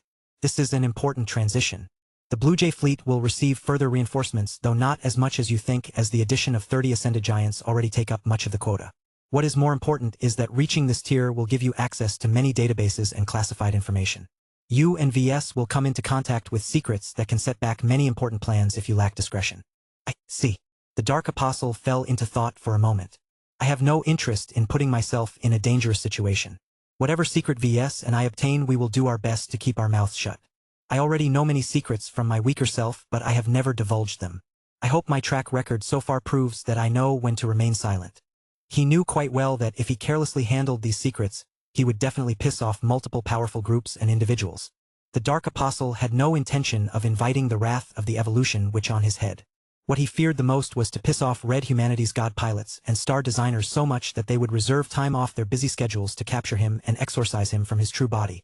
In order to avoid this possible outcome, the Dark Apostle had no choice but to play the role of a subservient little giant and continue to show forbearance. This was not the time to think about antagonizing Red Humanity and destroying his position of trust among the major human powers. The Secret Keeper appeared satisfied with this answer. Good. You can expect to receive intelligence briefings more frequently from now on. You will also be invited to partake in small discussion panels where matters of greater import are being considered. I may not be the only Secret Keeper to pass on information to you. Do not be surprised if other Secret Keepers present themselves to you in the future. I hardly know any of you in the first place, so it makes no difference to me. You are all shadowy mortals. That is the effect that we aim to produce. Before you go, what does the evolution which feel about my galactic citizenship promotion? A short pause ensued. It is clear that she has a plan for you, but plans have a way of becoming overtaken by reality. Not even god pilots are immune to making mistakes. That was as close to a criticism to the evolution which that he could voice. The robed figure nodded to the Dark Apostle before departing from the large conference room. Another figure approached. Formation Master Andrea Voss had a shorter message. The Moloch Squadron will not only be receiving the Armitage but possibly other warships as well as cultivator soldiers. You can expect us to be able to provide more support to you and the rest of the Blue Jay fleet. The Dark Apostle knew how much of a difference this could make. Not every problem could be solved by throwing 30 ascended giants at it. Besides, more hulls meant more room for plunder. I will look forward to that. Any help is welcome so long as they know who is in charge. Although the Blue Jay fleet was officially a combined escort force that was mainly supposed to answer to the Red 3, the Dark Apostle knew that the words spoken by Calabast were gradually becoming true. Once VS became a Tier 2 galactic citizen, he no longer served the powers that be. He became the powers that be. The rules became less of a constraint to him. He could get away with more stuff, and he could issue orders to the Blue Jay fleet without suffering any repercussions. For example, the Dark Apostle doubted that the Red 3 still cared about the rule that the Blue Jay fleet was not supposed to support their principal when initiating offensive actions. The Dark Apostle smirked. He looked forward to turning the Blue Jay fleet into his private cudgel. One of the giants approached next. The Divine Harpoon made his way out in order to prepare some of his men for reassignment to the Armitage. The Fiery Axe, on the other hand, approached and took a deliberate look at her Polemarchos. How are your injuries? I can ignore the pain. The Dark Apostle responded with a smile. The doctors told me it will take months for my true body to get back to its peak condition. I do not mind the wait.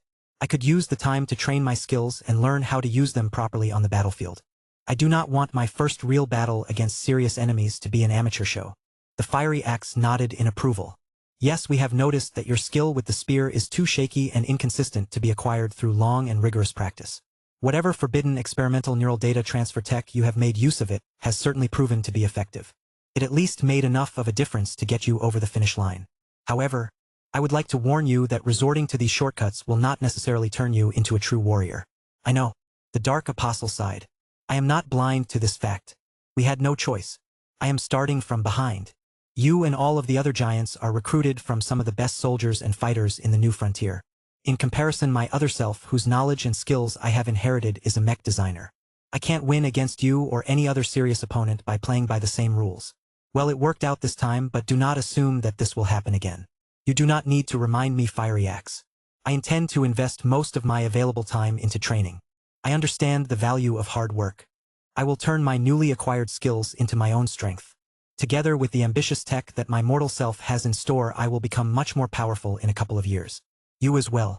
The Fiery Axe raised one of her eyebrows. Your gear was notably stronger and not by a small extent. Will we be able to wield weapons and armor that are just as good? The Dark Apostle grinned back at the female strategos. What I brought into battle during the leadership challenge are hastily improved rush jobs. The shoddy equipment was all that my mortal self could whip up in a hurry. What he has in mind for our equipment goes far beyond this junk.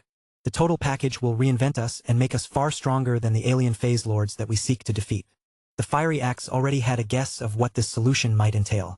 Are you thinking of pairing us with giant-sized versions of Carmine Mechs? Yes. Maybe. Not exactly. He admitted. He intends to combine the functionality of both Carmine Mechs and Phase Lord raiments. The result may not be a mech, but it will not be a simple suit of armor either. It will become its own thing. This invention may define the Ascended Giants for many years to come. The female giant looked intrigued. I never imagined that I would have the opportunity to become a mech pilot after transcending into my current form. I look forward to seeing what your other self can produce. The idea of making use of living raiments that established symbiotic relationships with their wearers sounds exciting. The two giants talked a bit more. The two had been opponents once, but now that the leadership challenge had passed, they had become comrades who fought on the same side. The Fiery Axe did not disparage the Dark Apostle for being young and inexperienced. She did not judge him for using unconventional means to strengthen his combat power and rely on that to win the leadership challenge. She genuinely accepted his ascension and provided plenty of information and advice on how to keep the giants in line. It will be good for the phalanxes to deploy from their bases and meet the enemy on the battlefield. However, as much as they have spent their time on training their fighting skills and refining their teamwork, none of the giants have spent enough time on learning how to operate within a combined arms environment. I fear that they will not be able to coordinate their actions with friendly mechs and warships. They may even get into each other's way. That sounded like a serious problem, all right? What do you suggest then? Either deploy the giants by themselves or let experience be their teacher. The Fiery Axe shrugged. Few of the giants will have the patience to correct this shortcoming. The only way they will learn is by suffering the consequences firsthand. Too many of them are overconfident and believe that they can wipe out enemy champions and fleets by themselves. Once they learn how wrong they are, they should finally value their mortal human allies. That sounded dangerous. Letting these giants crash into reality headfirst could easily lead to casualties that were not that cheap to replenish. However, the Dark Apostle believed that the Fiery Axe was right about how certain lessons would not stick unless the student learned the hard way of ignoring certain pieces of wisdom. Casualties were inevitable so long as the giants took part in the Red War. However, this might be what the Phase Lord Department needed to transform the Ascended Giants into a true warrior race. The Dark Apostle could not tolerate weakness and stagnation in his own ranks. The giants were already few in number, but he did not mind cutting it down further in order to rid his subordinates of weak and unreliable soldiers. If you want access to fast updates or the full novel in high-quality audio, contact me now and buy. I offer over 300 complete audiobooks from Pocket FM, Webnovel, Audible, and more. No locked episodes, no subscriptions, just one-time payment via PayPal or Ko-fi. Message me directly on Telegram or WhatsApp, or check out the full list of available novels on Discord. Start listening to your next favorite audiobook today.